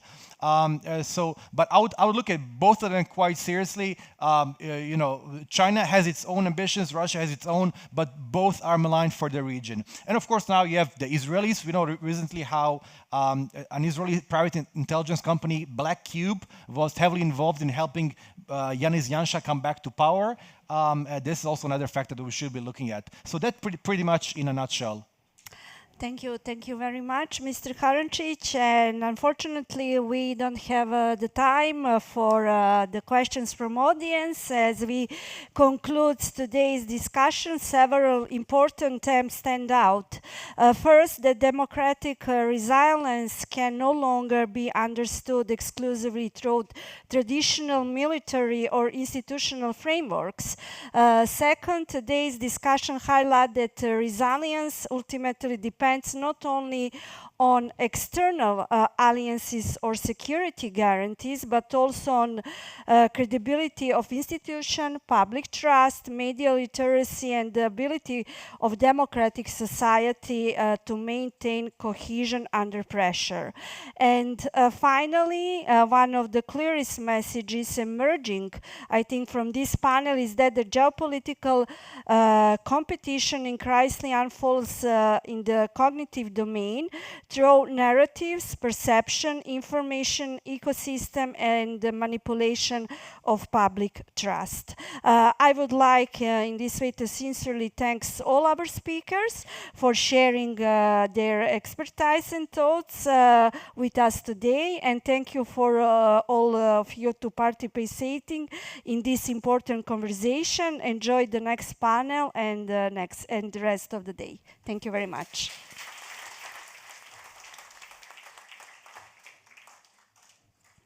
Thank you.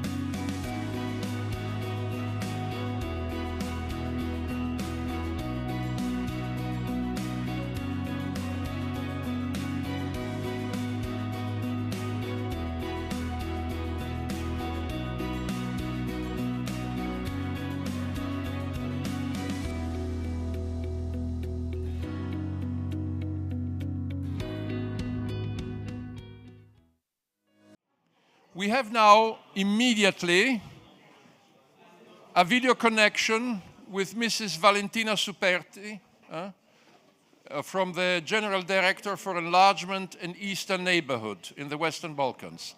Thank you very much. Stay tuned.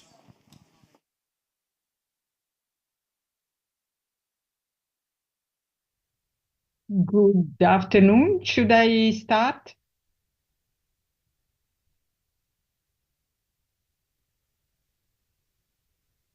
Hello, good afternoon. Do you hear me?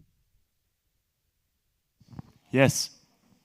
Okay, good. Good afternoon to all of you, and sorry for not being with you in person, but still nice to be with you virtually. First of all, I would like to thank very much all the organizers and the sponsors, the NATO Defense College Foundation, Italy's Ministry of Foreign Affairs, International Council on Environmental Economics and Development, Fondazione Compagnia di San Paolo, Fondazione CSF, and the NATO Defense College. This is a very important topic, and it's a very timely discussion. Being it about security challenges and democratic resilience from a Western Balkans and the Black Sea perspective, but also relative to the European Union. I am particularly responsible in the European Commission for the Western Balkans, so I will rather focus on this geographical area. And I always say it's sufficient to have a look at the geographical map to understand why the Western Balkans are of strategic relevance and importance for the European Union. And as you know, we are working closely with the Western Balkans on a number of strands. The first key important strand is enlargement. As you know, actually 5 of the Western Balkans countries are actually candidates for membership to the European Union, and this is since a number of years. And from the European Union perspective, we do consider that enlarging the EU to the Western Balkans is and beyond is a key investment in our peace, security, stability, and prosperity. And actually, in the last years, in particular, since the Russian invasion in Ukraine, but also very much with the further geopolitical developments in mind, actually the enlargement policy has gained what we call a new momentum. And indeed, if we have a look at the facts, it's just facts that in particular Montenegro and Albania are making what I like to define stunning progress in the accession negotiations. So in the negotiations that should lead these two countries joining the European Union. With Montenegro, the objective is to close accession negotiations by the end of this year, and with Albania in the course of 27. And actually, it's today, 26th of May 26, that we are having an intergovernmental conference with Albania on the country meeting the so-called rule of law benchmarks, which are an essential part of the accession process. Why? Because on the one hand, for enlargement and for accession, indeed, the political and geopolitical consideration, the security-related considerations are very important. At the same time, the enlargement process is a merit-based process where progress in the accession negotiations is dependent on the accomplishment of reforms, in particular in the rule of law area. What is rule of law? You all know we are talking about equality of justice, of the democratic institutions, but also anti-corruption, and so forth. But coming also to the topic that you are discussing today, especially in the current geopolitical context, there is one criteria that has gained importance in our negotiations with the Western Balkans, which is their alignment with the so-called CFSP. Apology for the acronym. You all know this is about the common foreign and security policy of the EU. And actually, the Western Balkans, 5 of these countries are fully aligned, 100% aligned with the EU CFSP, which means also that they are reliable partners from the security point of view. Some of them are also NATO members, as you know.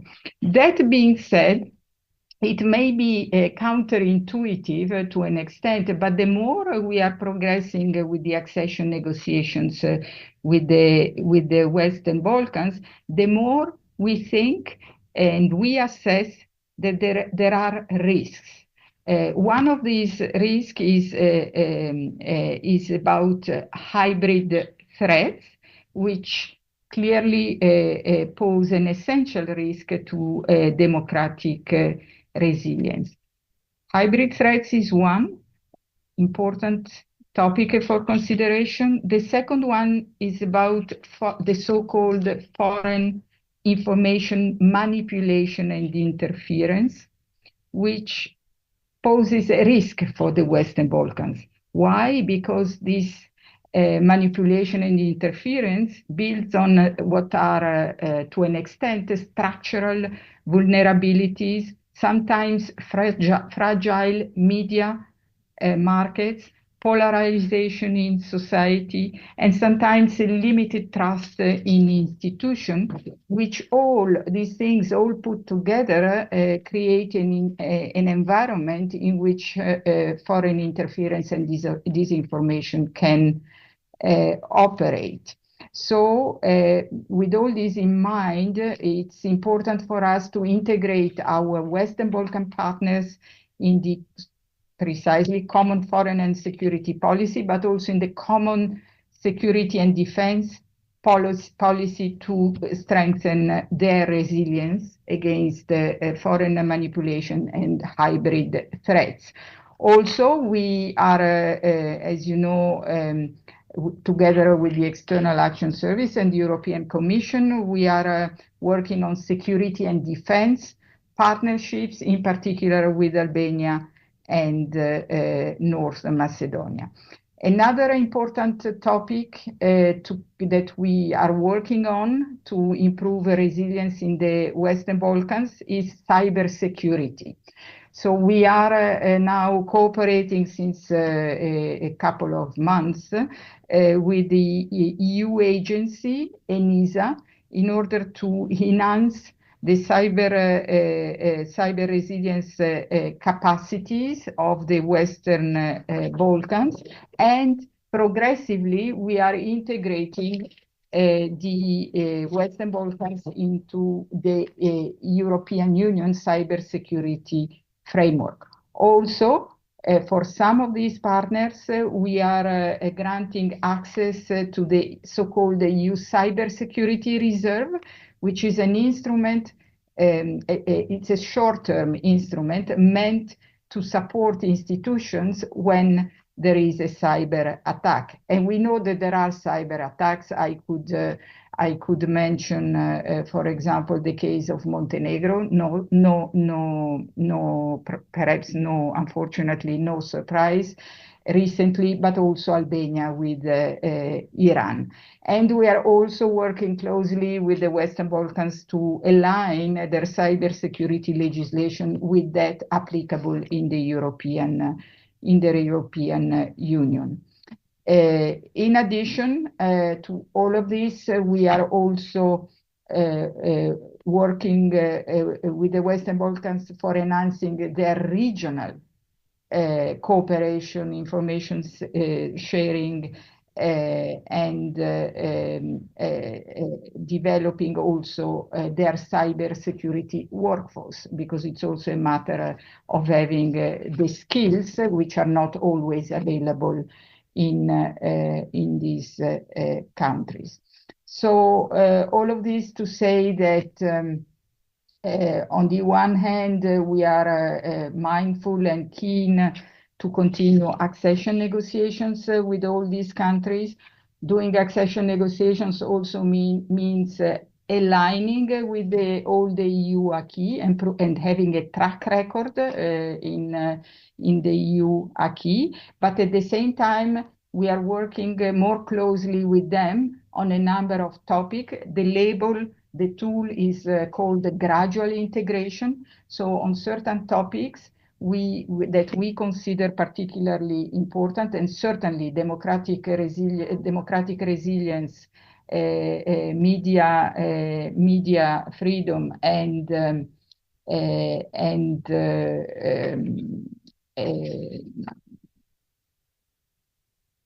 maturity, let's say, of society are key in this respect. But also on other topics, we are integrating progressively the Western Balkans into the EU, and our policy tool to do so, you may have heard about it, it's the growth plan for the Western Balkans, which foresees a progressive integration in some selected area of the EU single market, but also foresees incentivizing reforms with the so-called growth facility. So with this, I hope I gave you a inevitably broad overview on what we are doing from the EU side in order to bring the Western Balkans closer. As you know, the governance is such that European Commission proposes, EU member states, so the 27 member states decide. In enlargement, it's unanimity, so it's not always easy, but I can certainly testify that in the last 2 years, there has been an increase in the commitment to enlargement at large, and to have the Western Balkans closer to us, very much so. Thank you so much.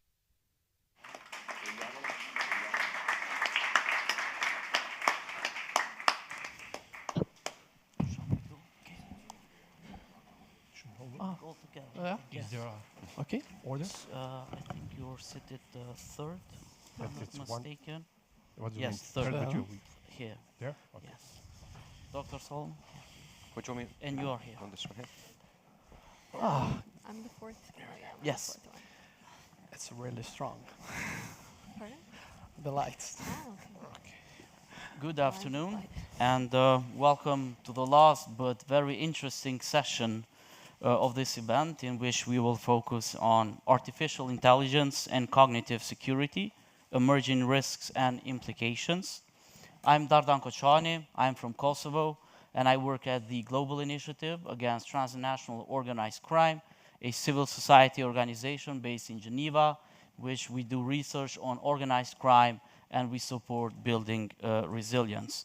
It is a great honor for me to be the chair or the moderator of this panel, in which we have 5 distinguished experts who have a very diverse experience but also perspective on this topic, with expertise covering not only their respective countries and the region, but also beyond. We would like to be this session as interactive as possible, thus we have allocated a dedicated time for question and answers from the audience.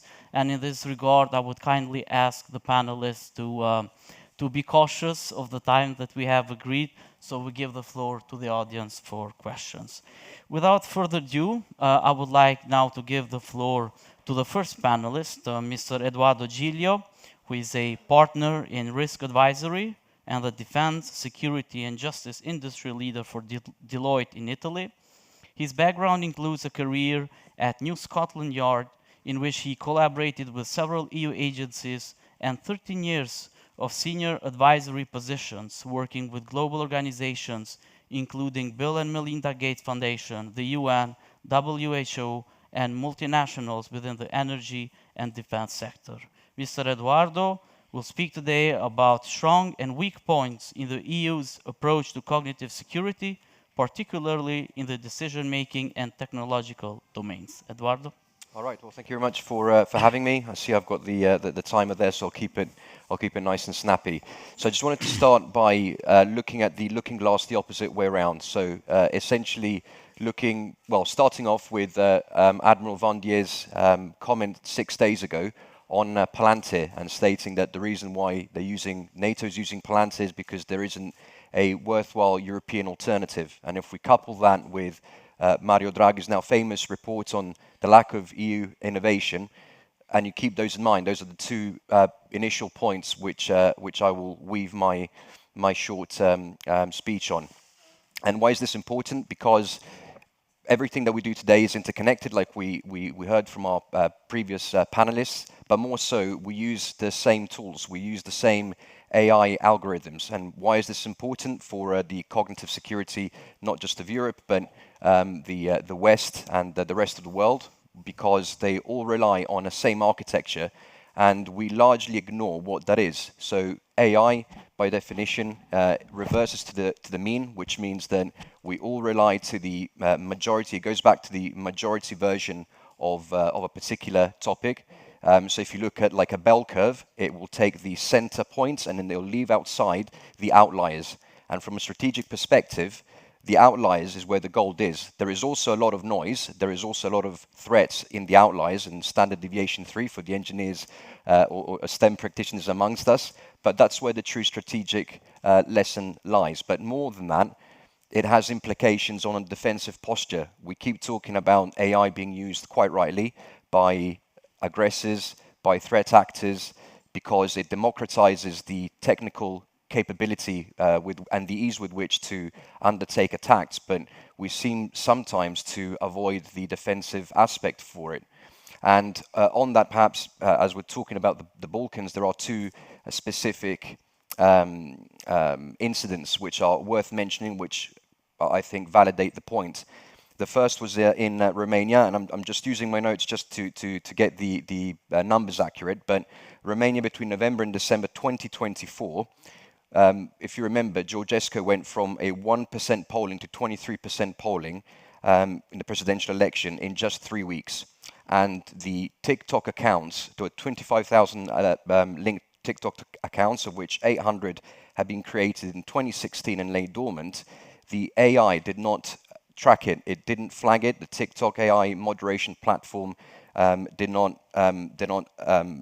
itemize it as a potential risk. And the reason for that is because it was so far on the outlier scale, it was so small and it deviated so much from the mean that it didn't pick it up. Likewise in Moldova, October 2024, so it's quite interesting because it's on the same period. During the referendum and the presidential election, 39 million were transferred from a Russian bank to 130,000 voters, and this was hyper-localized via local Telegram and Facebook activity. And the interesting part here, which I think absolutely centers the point, is then it was undertaken targeted specifically to the Gaugads region, utilizing the Gaugads Turkish language, which is spoken only by 150,000 people approximately.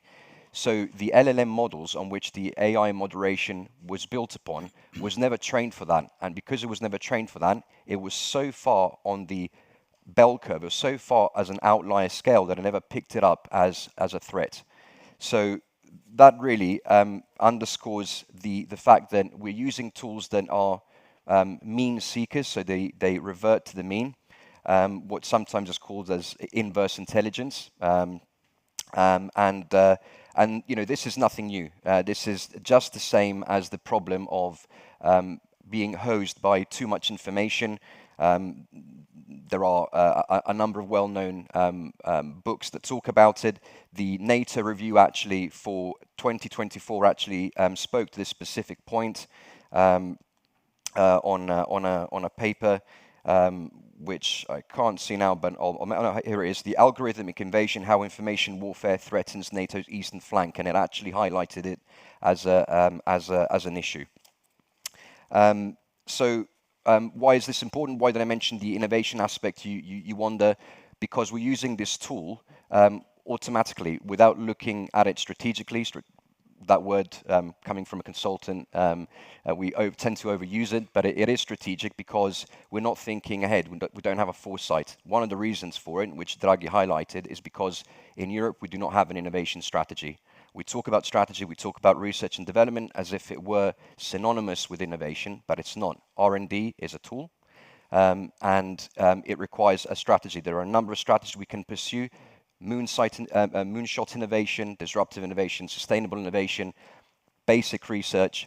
These are all innovation strategies. We don't have a taxonomy at the moment which we're utilizing, and we're not at the moment prioritizing it as a must. And why is this important? Because how the next AI tools are going to be developed require an innovation strategy to do so. And it's interesting that out of the whole 400-page Draghi report, the creation of DARPA, which he mentioned, was one of the very few prescriptive elements on it, and that's quite telling as to the importance of it. I'll leave you just with one thought. We're talking about cognitive warfare, we're talking about education, all vitally important, but we all have in our pockets one, if not two, some of us three phones. And each phone has an average of 80 apps, which we utilize about 96 times a day. The average human being lies 100 times a day, so it's equal to our lying amount.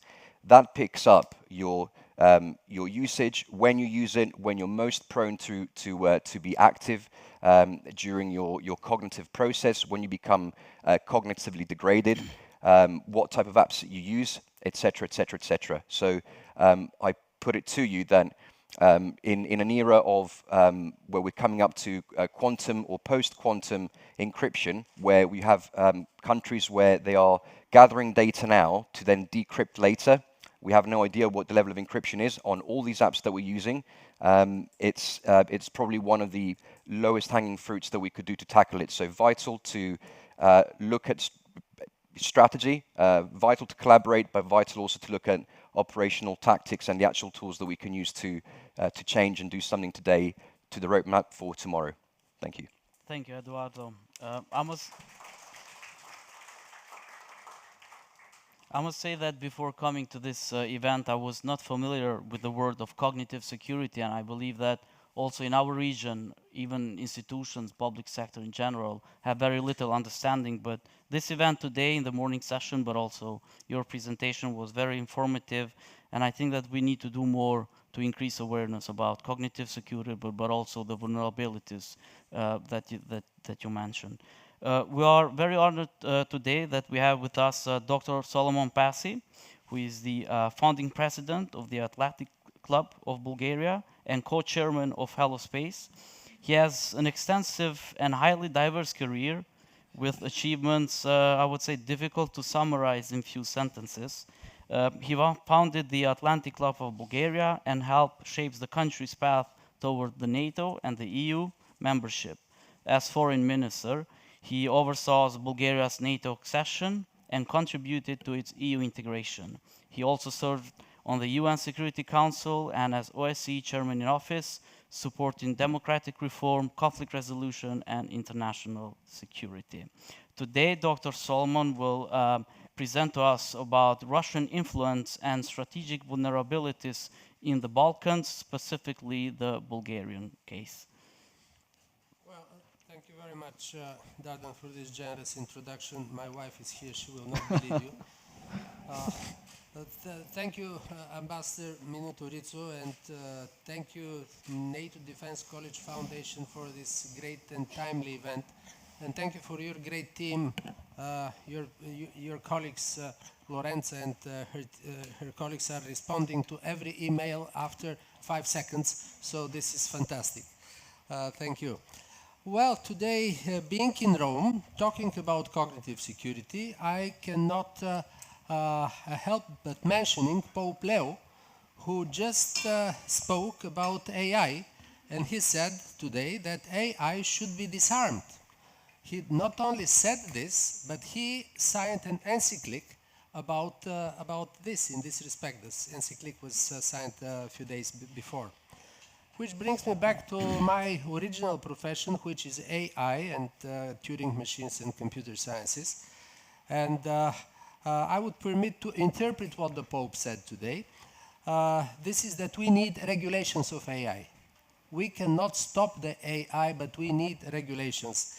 And I'm ready to talk long hours about regulations, because the regulations are those who made Homo sapiens the most widespread mammal in the world. Today, however, I would like to stress on one big territory and one big policy which is related to AI. But let me start with the title of the conference, Balkans. The Balkans are small holes in a big ship. The ship will not sink if we don't fix the holes. Moreover, even if we fix the holes, we do not guarantee that the ship will not sink. But we must do our homework, because the small holes are a whole universe for those who live within them. I'm coming from a country of this nature. Black Sea. The Black Sea is much a bigger hole. This is such a big hole that the ship can sink because of this hole. But even if we succeed to fix this hole, this is not a guarantee that the ship will not sink again. But we must do this homework as well. Western Balkans. Western Balkans is a neologism which was invented in 1998 by the Austrian presidency of the European Union, because, excuse my French, Bulgaria and Romania. It was invented because we started the negotiations to join the European Union, and the rest of the Balkans did not, so they say, okay, Bulgaria and Romania, go ahead, the Western Balkans, we shall think about it later. Western Balkans, we can launch relatively simple solutions. About Kosovo, why we as NATO do not say we spread Article 5 over Kosovo? Kosovo, we have 4 countries who do not recognize the government, do not recognize the state, but nevertheless, we don't recognize the space as a country, or Antarctica as a country, or the cognitive space as a country, but we defend them. We can say we defend the people and we defend the territory without recognition of the government. Bosnia and Herzegovina. We have excellent examples, precedents made by Cyprus, by Korea, by Germany, why not inviting Bosnia and Herzegovina minus Republika Srpska to join as soon as possible NATO and the European Union, and the rest of the country will join when ready. Serbia, why we do not say, we as NATO, as European Union, why we do not say we do not admit to the European Union anyone who is not member of NATO. Membership in NATO is a clearing room for everybody. And now the big hole. The big hole is the policy about propaganda. Propaganda is the big hole that we have to fix. Because of propaganda, the ship will sink. Because propaganda is winning the hearts and the minds of people. In my country, in Bulgaria, until very recently, we had 50 members of parliament out of 240, which were loyal to the Kremlin. Not after these elections anymore. They shrink to 10. But the threat is always there. If they succeed to win the seats in my parliament, why do they need nuclear weapons? They don't need weapons at all. They will have the country from inside. I made the statistics. What is the money that Russia is investing for propaganda? It is about $2 billion. The West is investing for counter-propaganda about $1 billion. And China is investing for propaganda about $12 billion. $12 billion. The propaganda is the cheapest weapon with the widest possible effect and the longest lasting one. We say we need 5% from the GDP for security within NATO. Well, but how many of these 5% we invest in anti-propaganda? We need to invest 90% of them in anti-propaganda. A suggestion which my organization, the Atlantic Club, made 2 years ago for the Washington Summit of NATO, we need to invoke Article 5 of NATO on a daily basis, 24/7, to fight with propaganda. Article 5 says that attack against one is attack against all. It doesn't say attack with what weapon. And the words are much more dangerous weapon than the nuclear weapons. Much more dangerous because we know many, many people who were killed by words, and we were lucky not to have use of nuclear weapons after the Second World War. Hitler stayed in power because of propaganda, and Putin, as his best student, is doing the same. And the huge hole that I would like to draw your attention that has to be fixed. I'm very happy that Marco Criscuolo said that China is strategic. Yes, China is strategic, and the biggest territory, the strategic territory that we need to defend is Taiwan. Normally the Chinese diplomat said, well, we have one China policy. Well, you have one China policy, but what we have to have against it? We need one democracy policy. One democracy policy means that each democracy is responsible for all democracies and vice versa. This is something that we have to sell to the rest of the world. One democracy policy, because China has global ambitions. China wants and has the ability in foreseeable future to conquer the world. The Chinese people are the only people in the world which are capable to build a road today, which road will be used for the first time after 100 years. They have strategic thinking, which is not typical for democratic countries, but we have to take this into account. That's why, based on one democracy principle, I personally do not have big hesitations when there is a conflict or dispute between Taiwan and China, Korea and North Korea, Israel and Iran, United States and Venezuela and Cuba, or Ukraine and Russia. The one democracy principle will be helping us to go ahead and to help the ship not sinking.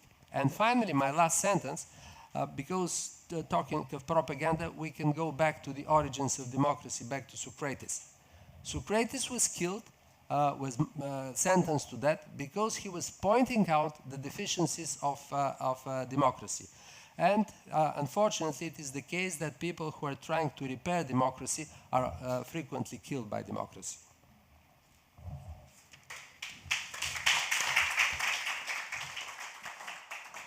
Thank you, Dr. Solomon, for this very enlightening presentation and speech. I also share with you that some of the issues, in fact, have simple solutions, but yet we seem to not have the ability, or the international community has no the ability to resolve them, and they have been outstanding issues for more than 20 years in the region.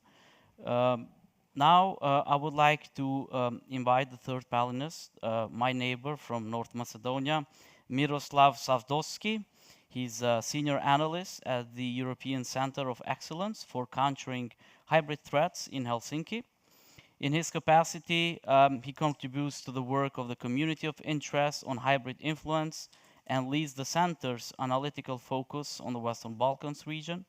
Previously, he has served in the cabinet of the Minister of Foreign Affairs and the cabinet of the Deputy Prime Minister of North Macedonia, and worked also as a media consultant.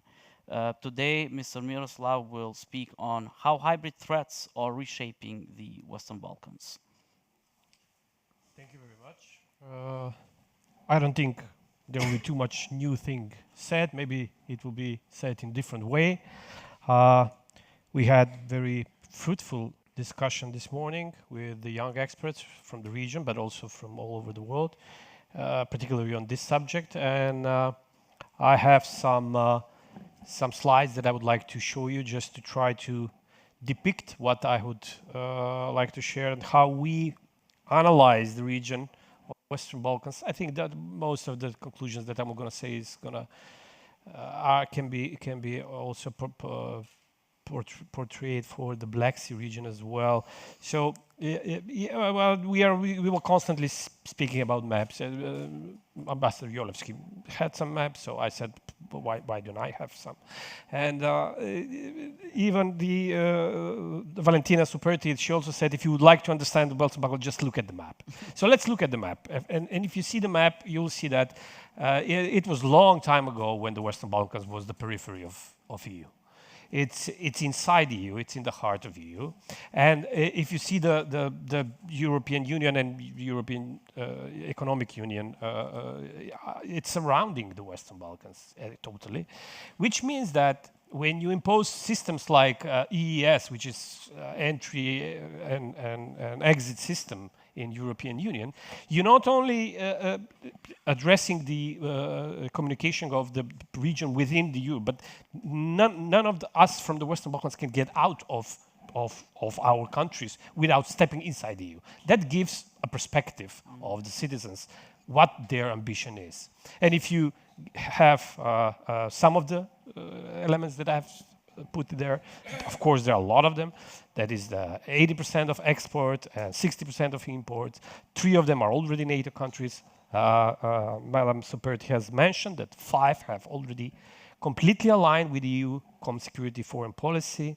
And that gives some perspective on why EU enlargement, particularly, which of course I don't like the word enlargement, because if you see the map, actually, with the integration of the Western Balkans, you don't really enlarge Europe. You don't enlarge the dimensions. The dimensions have already suppressed the Western Balkans, and they have gone way far eastern than the Western Balkans.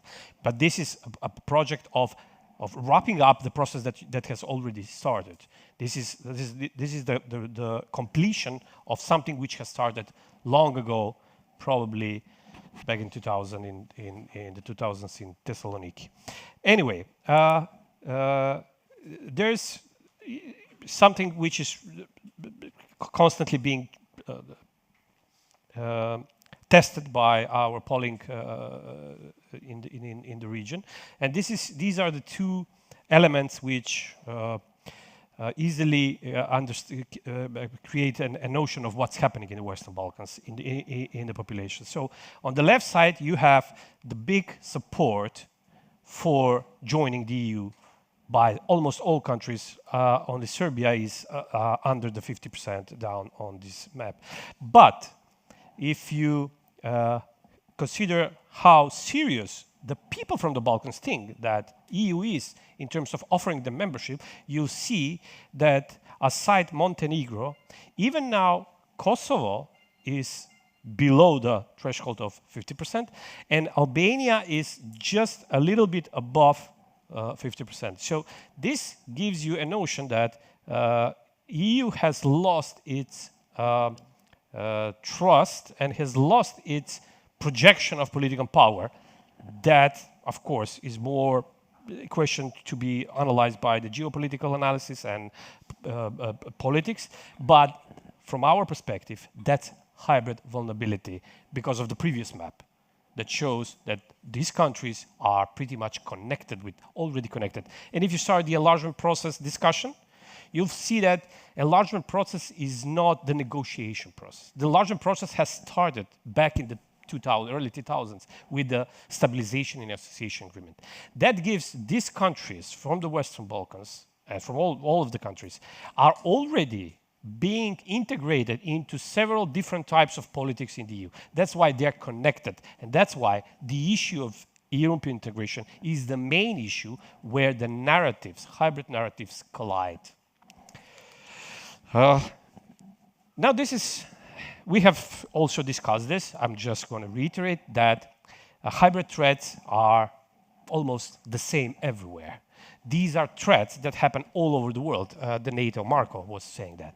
But the fertile ground where those hybrid threats actually catch point is what makes the difference. And if you see, this is the media literacy index from 2023. And you can see that in the cluster number 5, which is the lowest point, you can find all of the countries from the Western Balkans and some from Georgia. Even in the segment number 4, you will find also countries from the Western Balkans and the wider Balkan region, wider Black Sea region.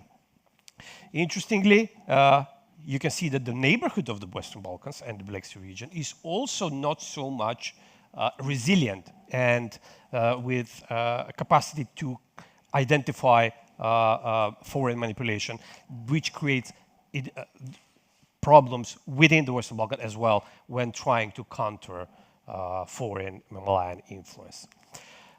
This is just another one which is from 2026. That's in 3 years. You can see that nothing really too much changed. Well, being now in Italy, let's just say that Italy has moved one cluster upwards, which is something to be mentioned.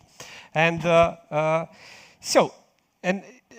but again, even that the country is fertile ground, that's not something that the people do not actually understand it. You can see the bar is over 80% of the people from the Western Balkans understand that fake news is a problem in their countries, which is a really highly number. Well, what's disappointing is that maybe half of them don't think that they are the ones who are attacked by it. So, you know, we do understand we have a problem, but we are self-confident that it's not us. And also, one last really important question, which is also being mentioned at the beginning in the morning session. That is that we all think that Western Balkans is afraid of creating conflict, and people are afraid that there will be a huge disturbance between the countries or inside the countries. That is, the likelihood of armed conflict is actually a little bit above 20% of the problem that the people are saying. But corruption, as you can see, the bar is nearly 90%. And this is something which influences the trends which are creating the environment for hybrid threats. Those trends are on the last slide. It's partial EU enlargement, it's multipolarity in the Western Balkans. Serbia as a factor is a completely different story because we have a complex state which is actually bordering all of the others. And the enabling environment, that is governments, state capture, including organized crime and corruption that was previously mentioned. But I will leave this for probably some Q&As. Thank you.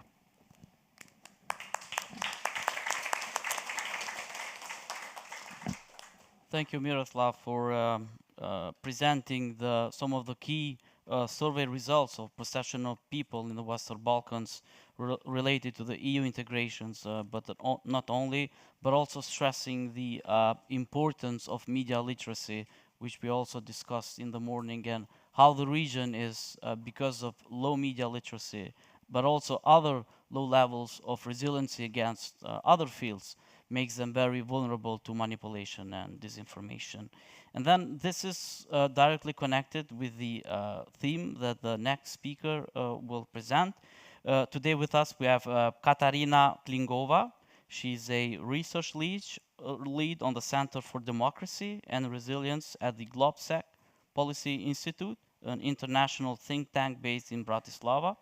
Since 2016, Katarina has led research on information operations, hybrid threats, and societal resilience, while also managing cyber building projects on public administration vulnerabilities and strategic communication. Today, she will speak on strengthening Western Balkans political and societal resilience against disinformation and foreign influence operations. Ms. Katarina, the floor is yours. Thank you. Thank you. Check one. Okay, it's working. Thank you very much for the organizers for the opportunity to be here and share our knowledge. Well, today we're speaking about Western Balkans, but you know, cognitive warfare information operations are not happening in silos, and they're definitely not happening only in Western Balkans.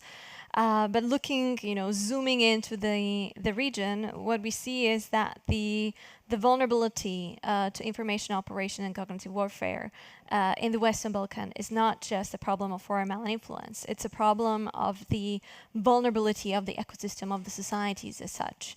And a lot of things that I'm going to be talking about are actually general to wider societies all around the world.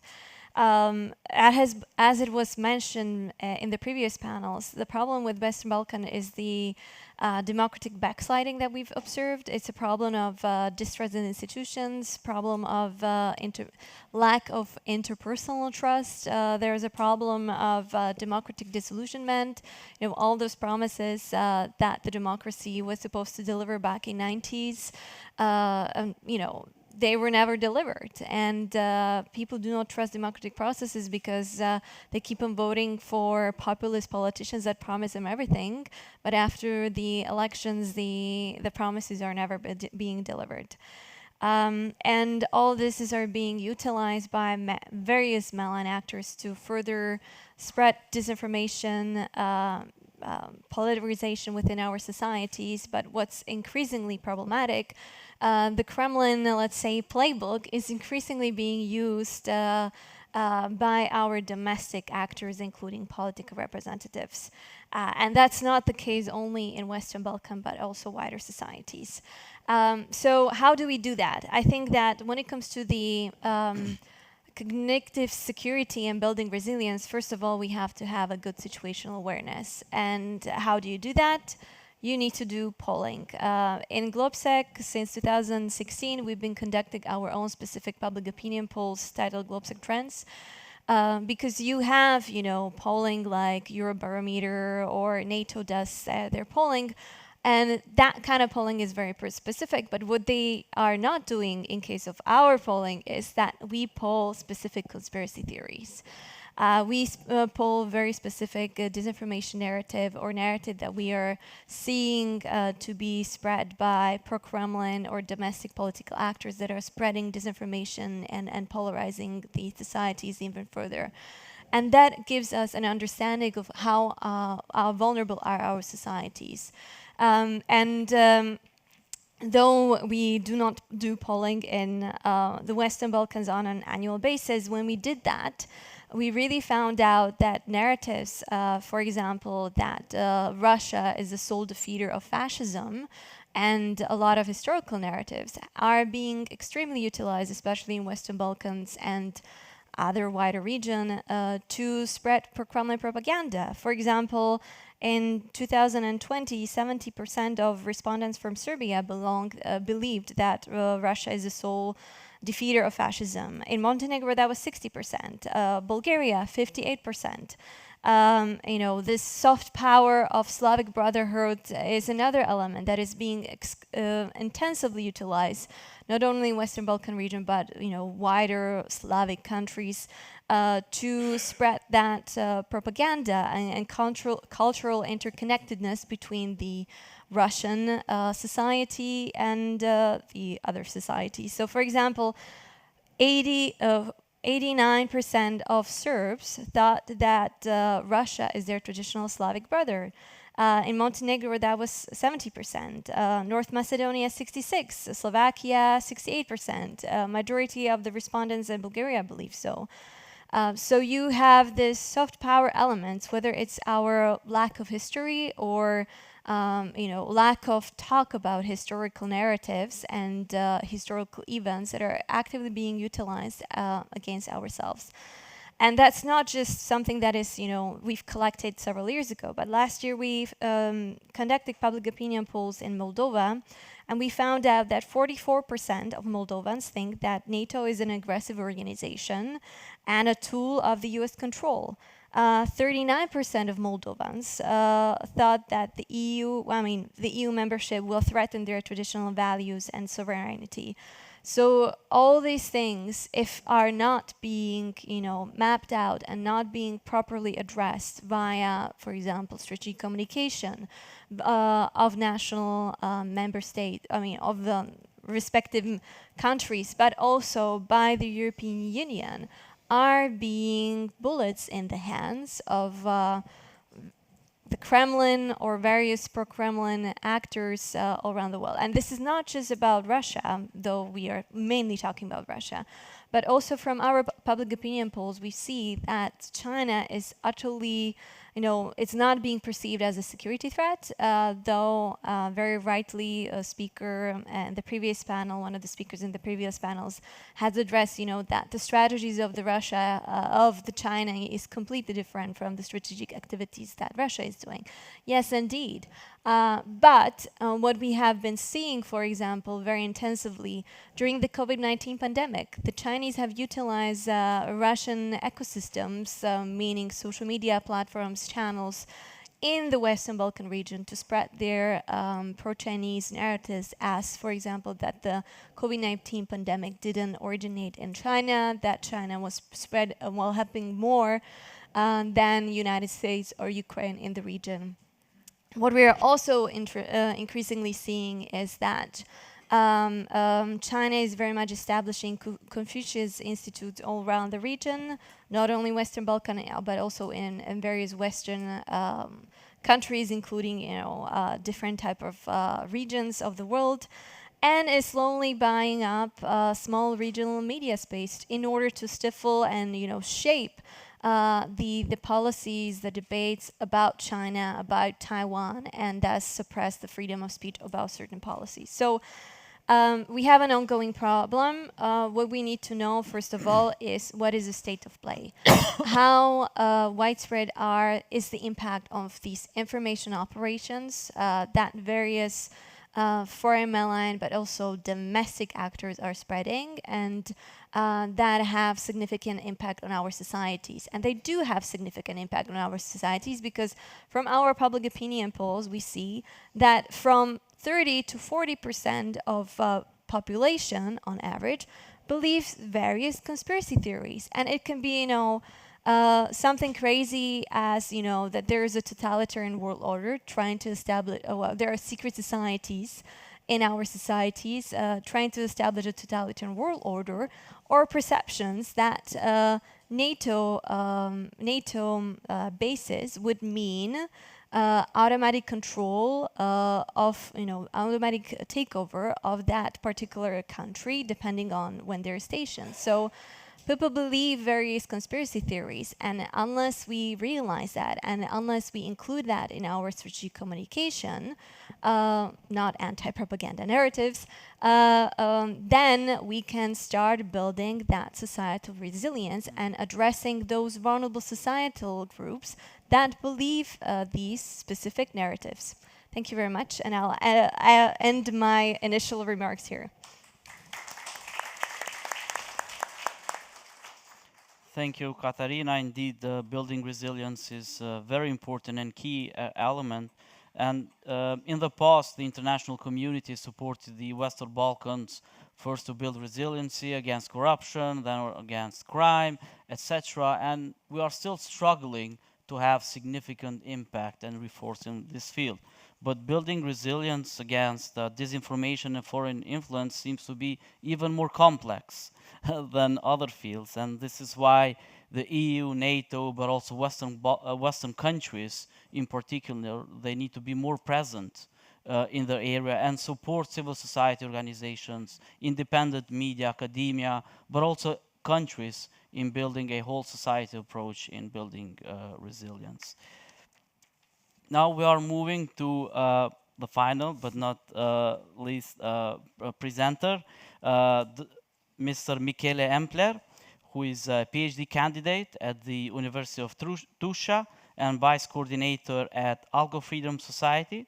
He's also a cyber program engineer manager at Leonardo and a lecturer at the University of Tuscia, where he teaches interaction and usability of digital systems and contributes to teaching in informatics. He's currently doing a thesis on changing society, policies, rights, and security. And his research explores the links between cybersecurity, AI governance, and social transformation. Today, he will speak about artificial intelligence and the manipulation of democratic information spaces. Michele? Thank you. Thank you. It's work? Okay. First, I promise, I swear, I'll be quick.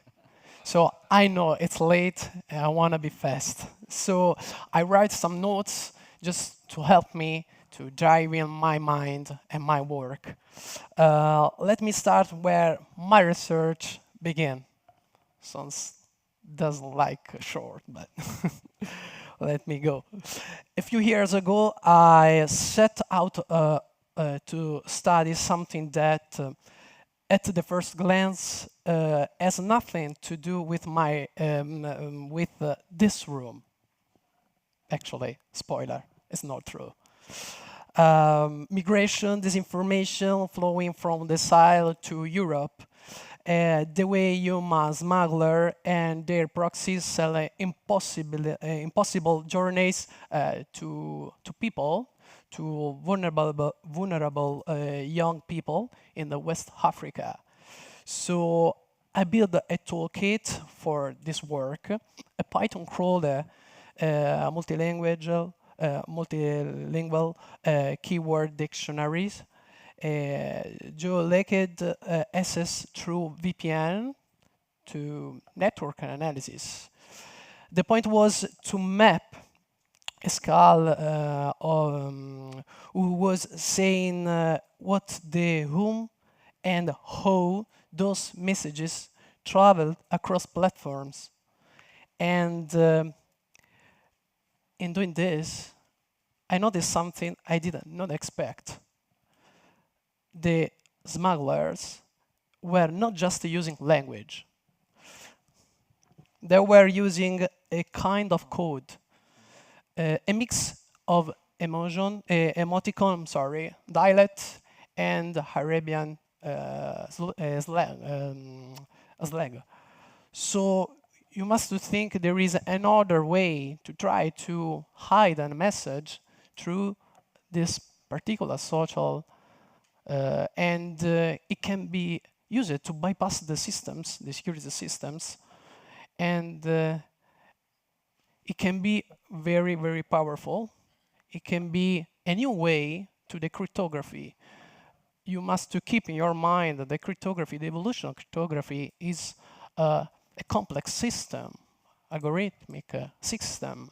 And in this particular field is the first time we and I have found something weak, little bit spike inside the system, the data set, and it was, I call it migrant code. And I want to share with you today what I have come to believe over the past months. The code is no Sahelian particularity. The same grammar, only with different vocabulary, is operating right now in the information space of the Western Balkans. It's the same.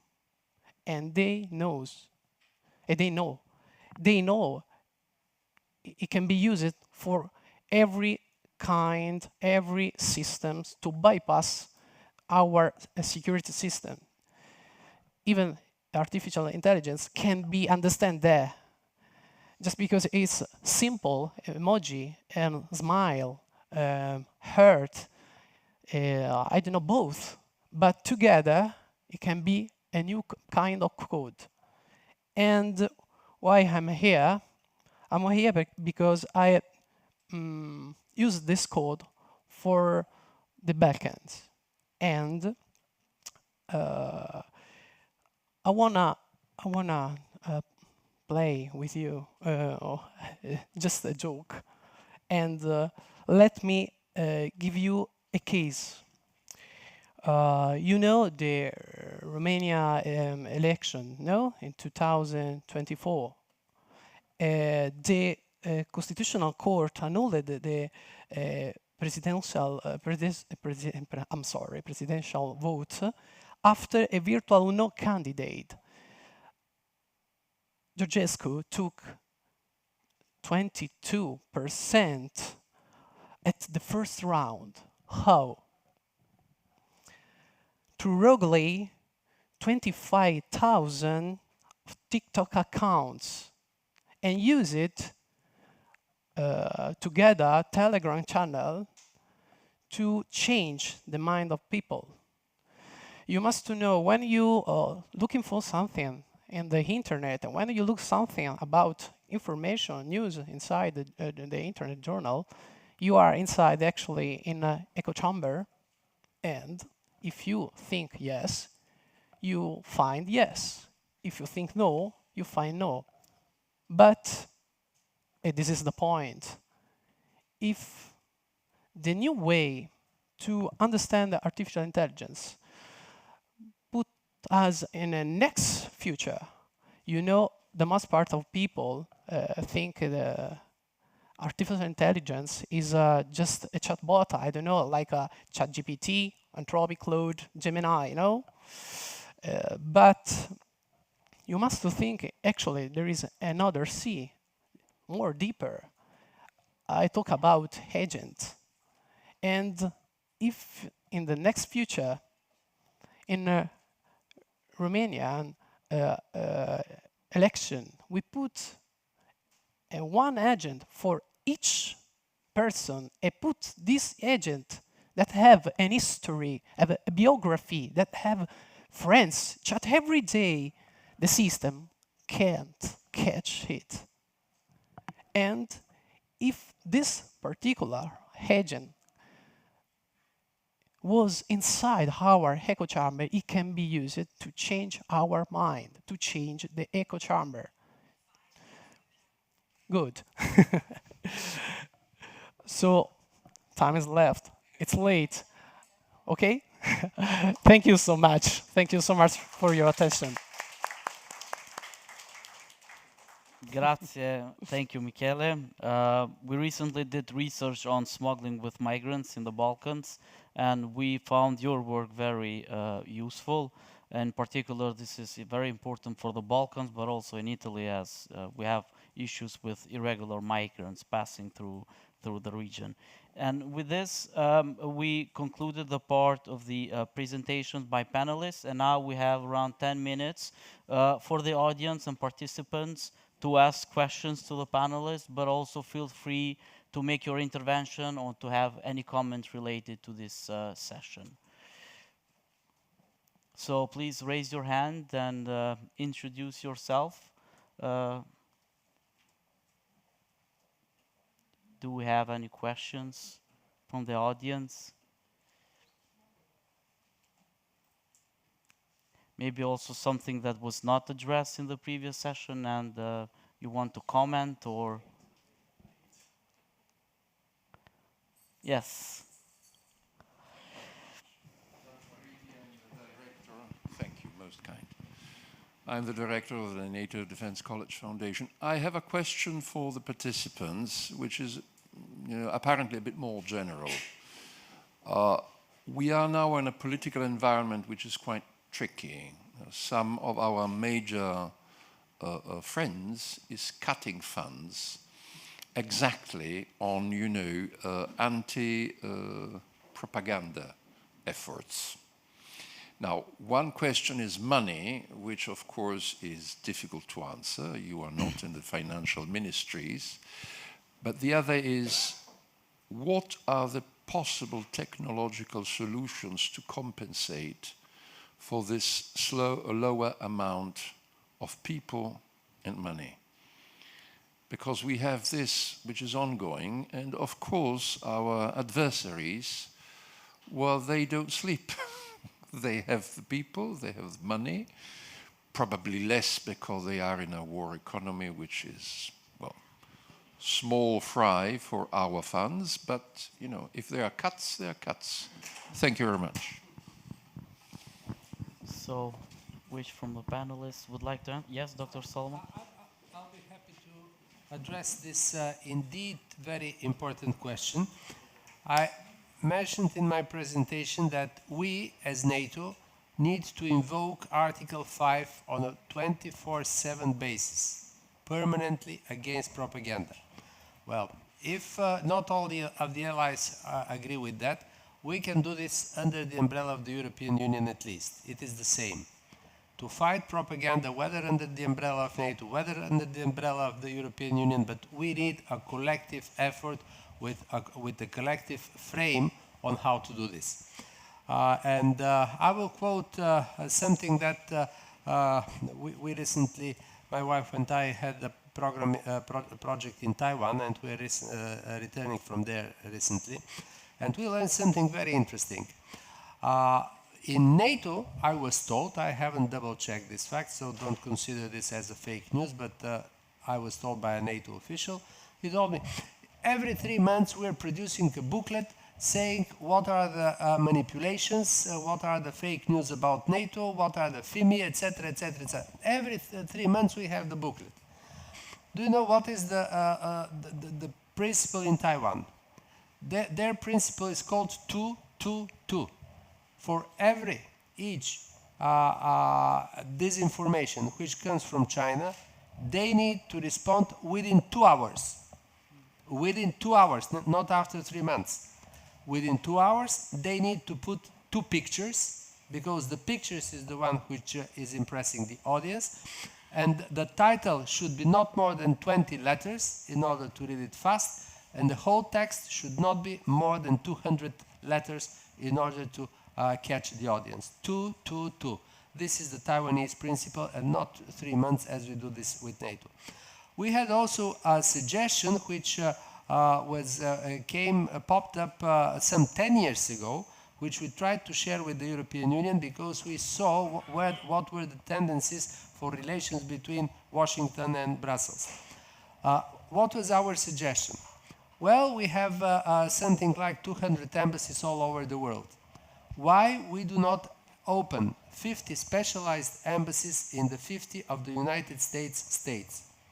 50 embassies to distribute information. This is not something that someone will stop, but the lack of information within the United States about what is transatlantic link, what is Europe, etc., creates a vacuum which is very easily filled in by propaganda or malign information. If I'm afraid of something, however, in the future, this is, I'm mostly afraid of the fact that Nigel Farage could become Prime Minister of the UK.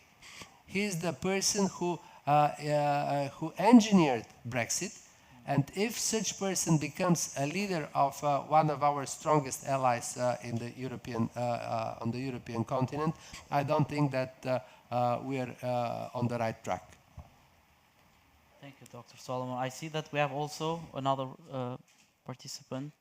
I have a question about sustainability of access to technology. I mean, I was talking to the Indo-Pacific countries at the end of the year, and in that region, some of the countries, they do not have really the economy to access the best of the breed of technologies, which are, of course, offering that level of assurance. And at the end, they end up trading off between US technology, Chinese technology, and European technology.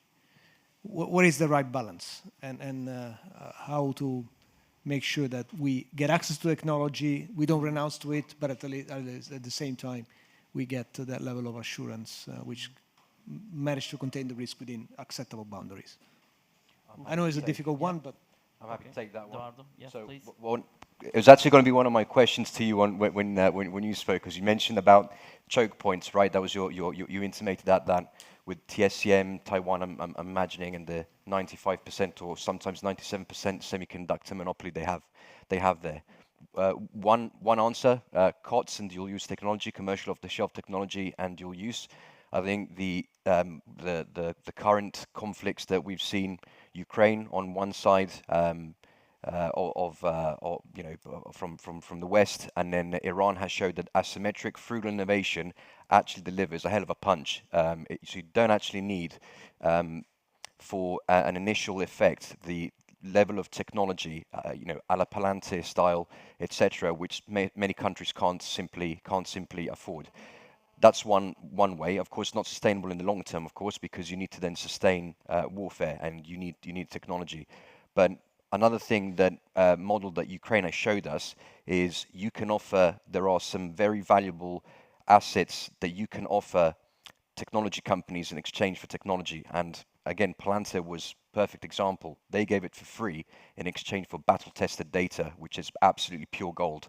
And that's a way, again, not sustainable to short to medium term ride, but I think having in a short answer, frugal innovation, so basically repurposing off-the-shelf technologies or technologies which are used on another, in one sphere for another, that's been perfectly seen as valuable and useful. And the second thing is get creative with what you have. And again, I'll probably mention a country that will probably land me in trouble, but Israel has shown what happens when you have frugal innovation. And I'm not talking politics, but they went from having absolutely nothing in the 60s and 70s and developing from frugal innovation to disruptive to moonshot, purely from a technology perspective, in many creative ways, leaving aside all the politics.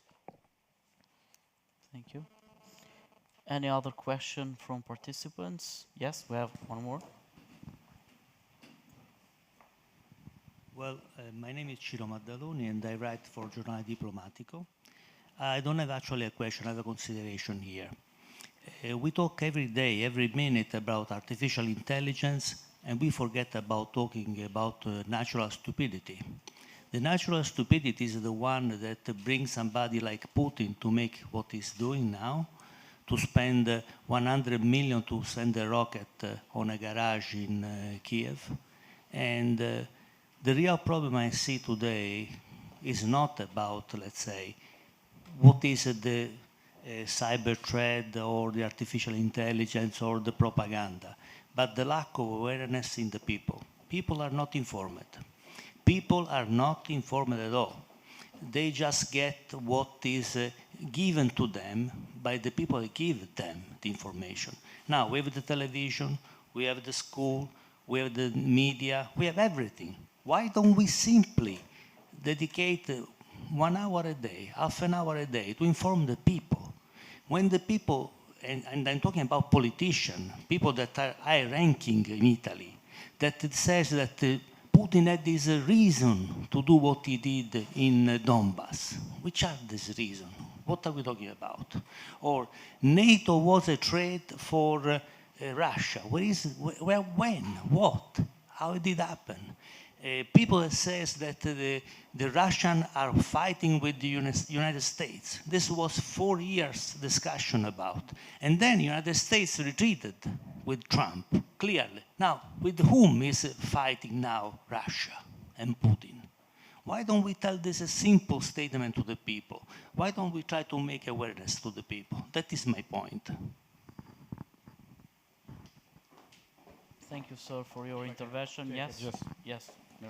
It's, I mean, you put it in the right way that we need to work with our own societies in protecting, we have mentioned this, cognitive sovereignty. The main purpose of the infiltration of manipulation, of foreign interference in information, is actually to influence the decision-making process. It's not only about elections, it's about all decisions that one country sovereignly wants to make, is whether or not they will support Ukraine, whether or not they will support other countries, whether or not they will take more stance on promoting democracy all over the world. So those decisions want to be influenced by hybrid actors who actually don't like the stance that we have. Now, to go back to whether or not we can do that by projecting 1-hour television series, well, actually, it's not that simple. The problem is that we need to create citizens which are resilient to being manipulated, and that can be done through education process. And trust me, it is done. Look at the Nordics, look at Finland, look at Sweden, look at Norway. They have done it. They have put it into the educational curriculum. They have put it in their think tank organizations who work with the youngsters. They have created what we call, and constantly repeat it, I know we are going to repeat it again, they've managed to create trust and build the whole of society approach in tackling this problem. And that's the only way that we have identified, and we work a lot in trying to identify how we can counter this. This is the only way that we have found to be the most successful. Till now, we didn't find any better. And that is create trust between the civil society and the government. Put hybrid threats, put foreign malign influence outside the normal political competition. Make it a strategic point and start investing as you invest in education, as you invest in judiciary, as you invest in military. You invest billions in military, billions of dollars. Every country invests billions and billions of dollars. Yet when it comes to millions to working in education of the citizen, well, let's see if that's maybe too much. So there is a solution. There is a way. We have constantly repeating it. We have analysis on that. We have reports. And some of the countries are doing it and doing it fine. And we need to just move it forward. And I think that there is, I'm an optimist. Yeah. Thank you, Miroslav. I would like to give the floor also to one last intervention question. For you, sir? Yes. Here.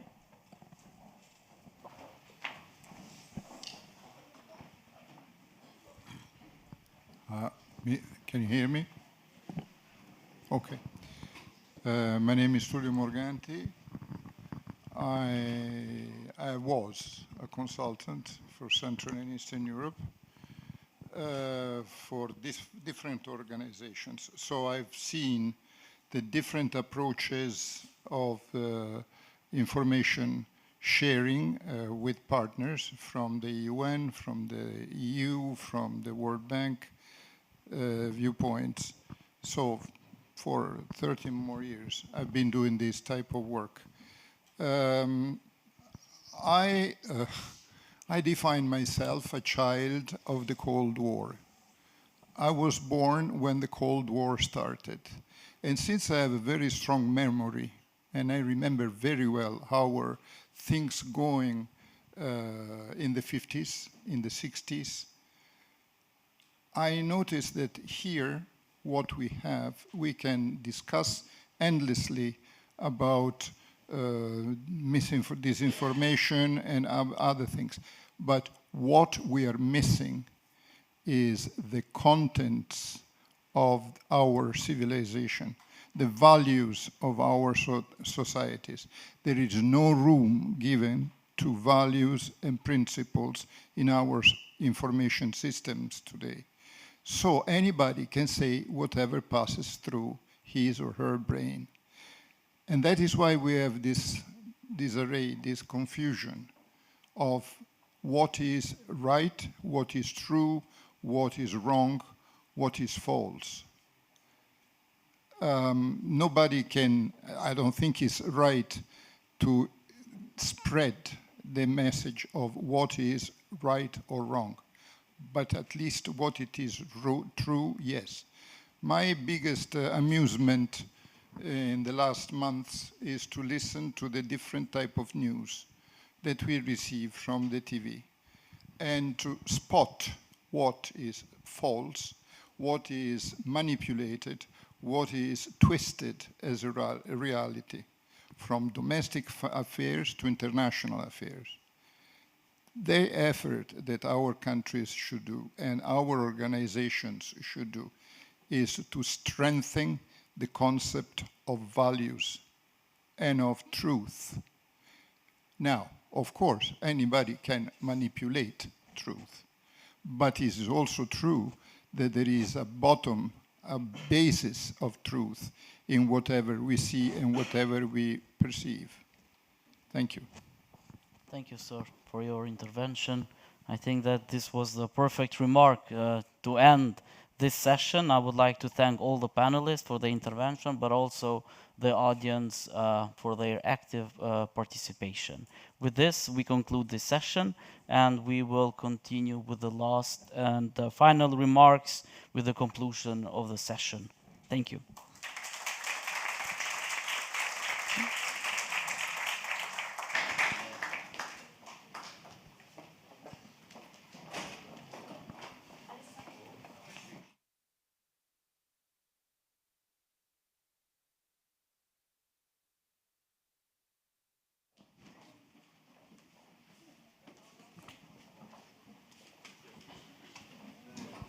Subito.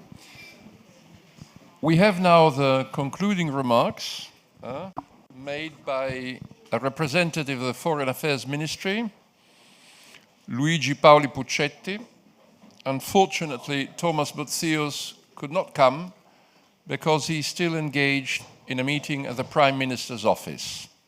Thank you for your attention, and in a few moments, the floor will be for Mr. Paoli Puccetti.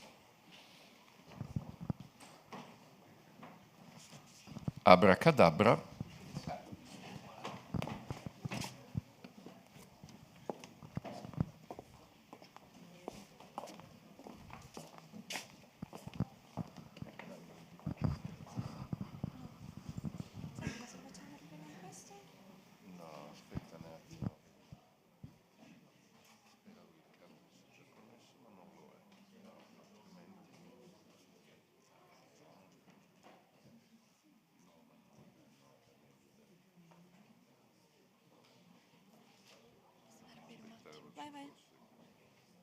Te l'avevo detto che c'era il cambio pane. Sì, ma io pensavo che una volta montato fosse tutto pronto.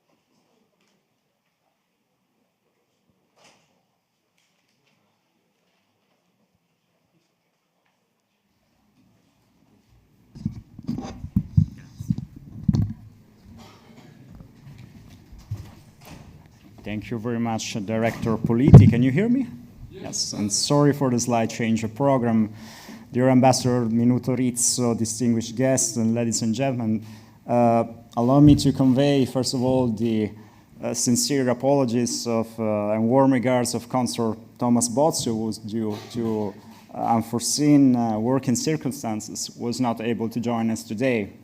He asked me to fill in and to express his deep appreciation to the NATO Defense College Foundation for having organized this highly significant conference, and for having again gathered such a distinguished assembly of policymakers, experts, and analysts in Rome. As representative of the Italian Ministry of Foreign Affairs and International Cooperation, it is a privilege to deliver these concluding remarks following such a rich day of discussion. Today's exchange have reaffirmed a fundamental reality that Italy has always had quite clear in its mind, that the Western Balkans and the Black Sea regions are not at the boundaries of Europe, but they rather constitute a strategic crossroads for the entire Euro-Atlantic community. There is indeed an inextricable link for which what happens here in those two areas have a direct impact in the security, in the stability and the future of our entire continent. As we all know, the geopolitical competition has undergone an in-depth transformation. Traditional security challenges are now increasingly intertwined with hybrid threats, particularly within the information domain.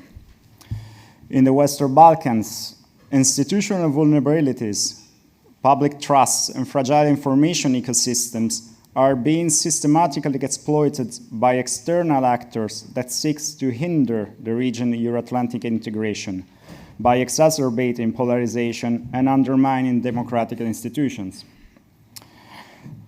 Disinformation campaigns have become faster, more sophisticated, also thanks to the resort to artificial intelligence, and consequently increasingly difficult to counter. Public and political perceptions are easily manipulated, and as consequences, civil societies are being marginalized. In this challenging context, strategic communication, media literacy, fact-checking, and cognitive security can no longer be regarded as secondary concerns. There are indispensable components for our collective defense. They are indispensable for the resilience of the EU-Atlantic security architecture. Addressing these challenges requires a stronger, more coordinated EU-NATO approach, capable of supporting our Western Balkans partners by enhancing their digital resilience, by safeguarding their critical infrastructures, and by countering foreign interferences. At the same time, democratic resilience cannot be dissociated from political integration. And here comes the first main message that I want to highlight. The most effective response to external influences will remain the completion of the European integration process. For this reason, Italy continues to firmly support the EU enlargement and welcomes the positive momentum emerging across the region. Our country can boast the historical merit of having constantly supported and advocated the EU perspective of the entire region since the beginning, since the well-known Thessaloniki Declaration of 2003, the first official document that recognized that the future of the Western Balkans region lies within the European Union.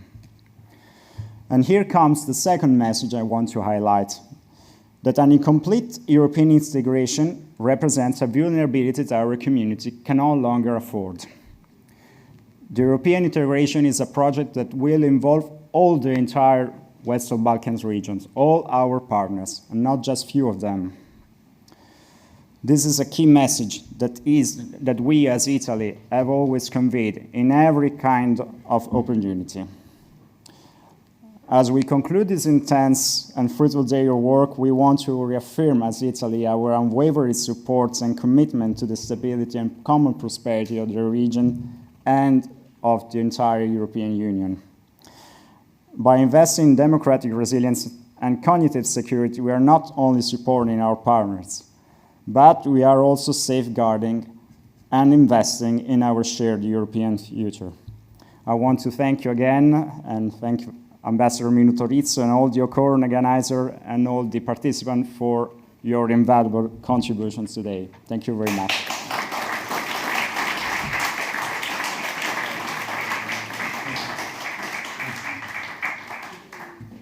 So, dear friends, we are at the end of the day. I hope you have enjoyed this afternoon, this long afternoon. For us, for the Foundation, is really, how can I say, very important to try to address strategic issues. That's what we're trying to do. We are not here to become richer or just we want to address things that are relevant.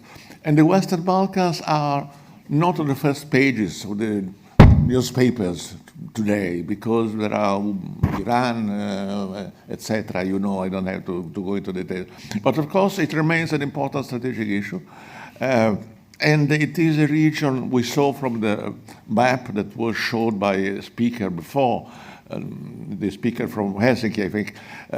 In fact, you have Europe and you have this group of countries there, which outside the European Union, and NATO is partially in and partially out. We know exactly what we are talking about. So we have tried to put the two things together, to try to give the big picture on one side, you know, because you cannot forget the big picture. Also, the impression we have is that this negotiation are probably going to succeed. It looks like it is different from the past. On the other hand, we have those issues that Solomon Passi, with his usual understatement, has told us very eloquently. We have disinformation, we have cognitive problems, we have threats which are real threats. We still have a certain difficulty myself in understanding the real threat, but it is a real threat. And probably we're not well organized yet. And I think that you were right in saying this. So we're not, but you know, the more we talk about that, the more we have a public, serious public, people like you, speaking about that and speaking to others, to friends. Perhaps, I'm sure, little by little, this will become a common sense of action. We work with the college on that. We try to do this, and we can improve it, of course. We are trying to develop a common line of action. And of course, like all these complicated things, it's not easy to do it, but our intention is to continue along this road. And I thank you for your attention for this very long, but not so long after all, half day. And I wish you a good evening. Buonasera a tutti e grazie mille per essere venuti.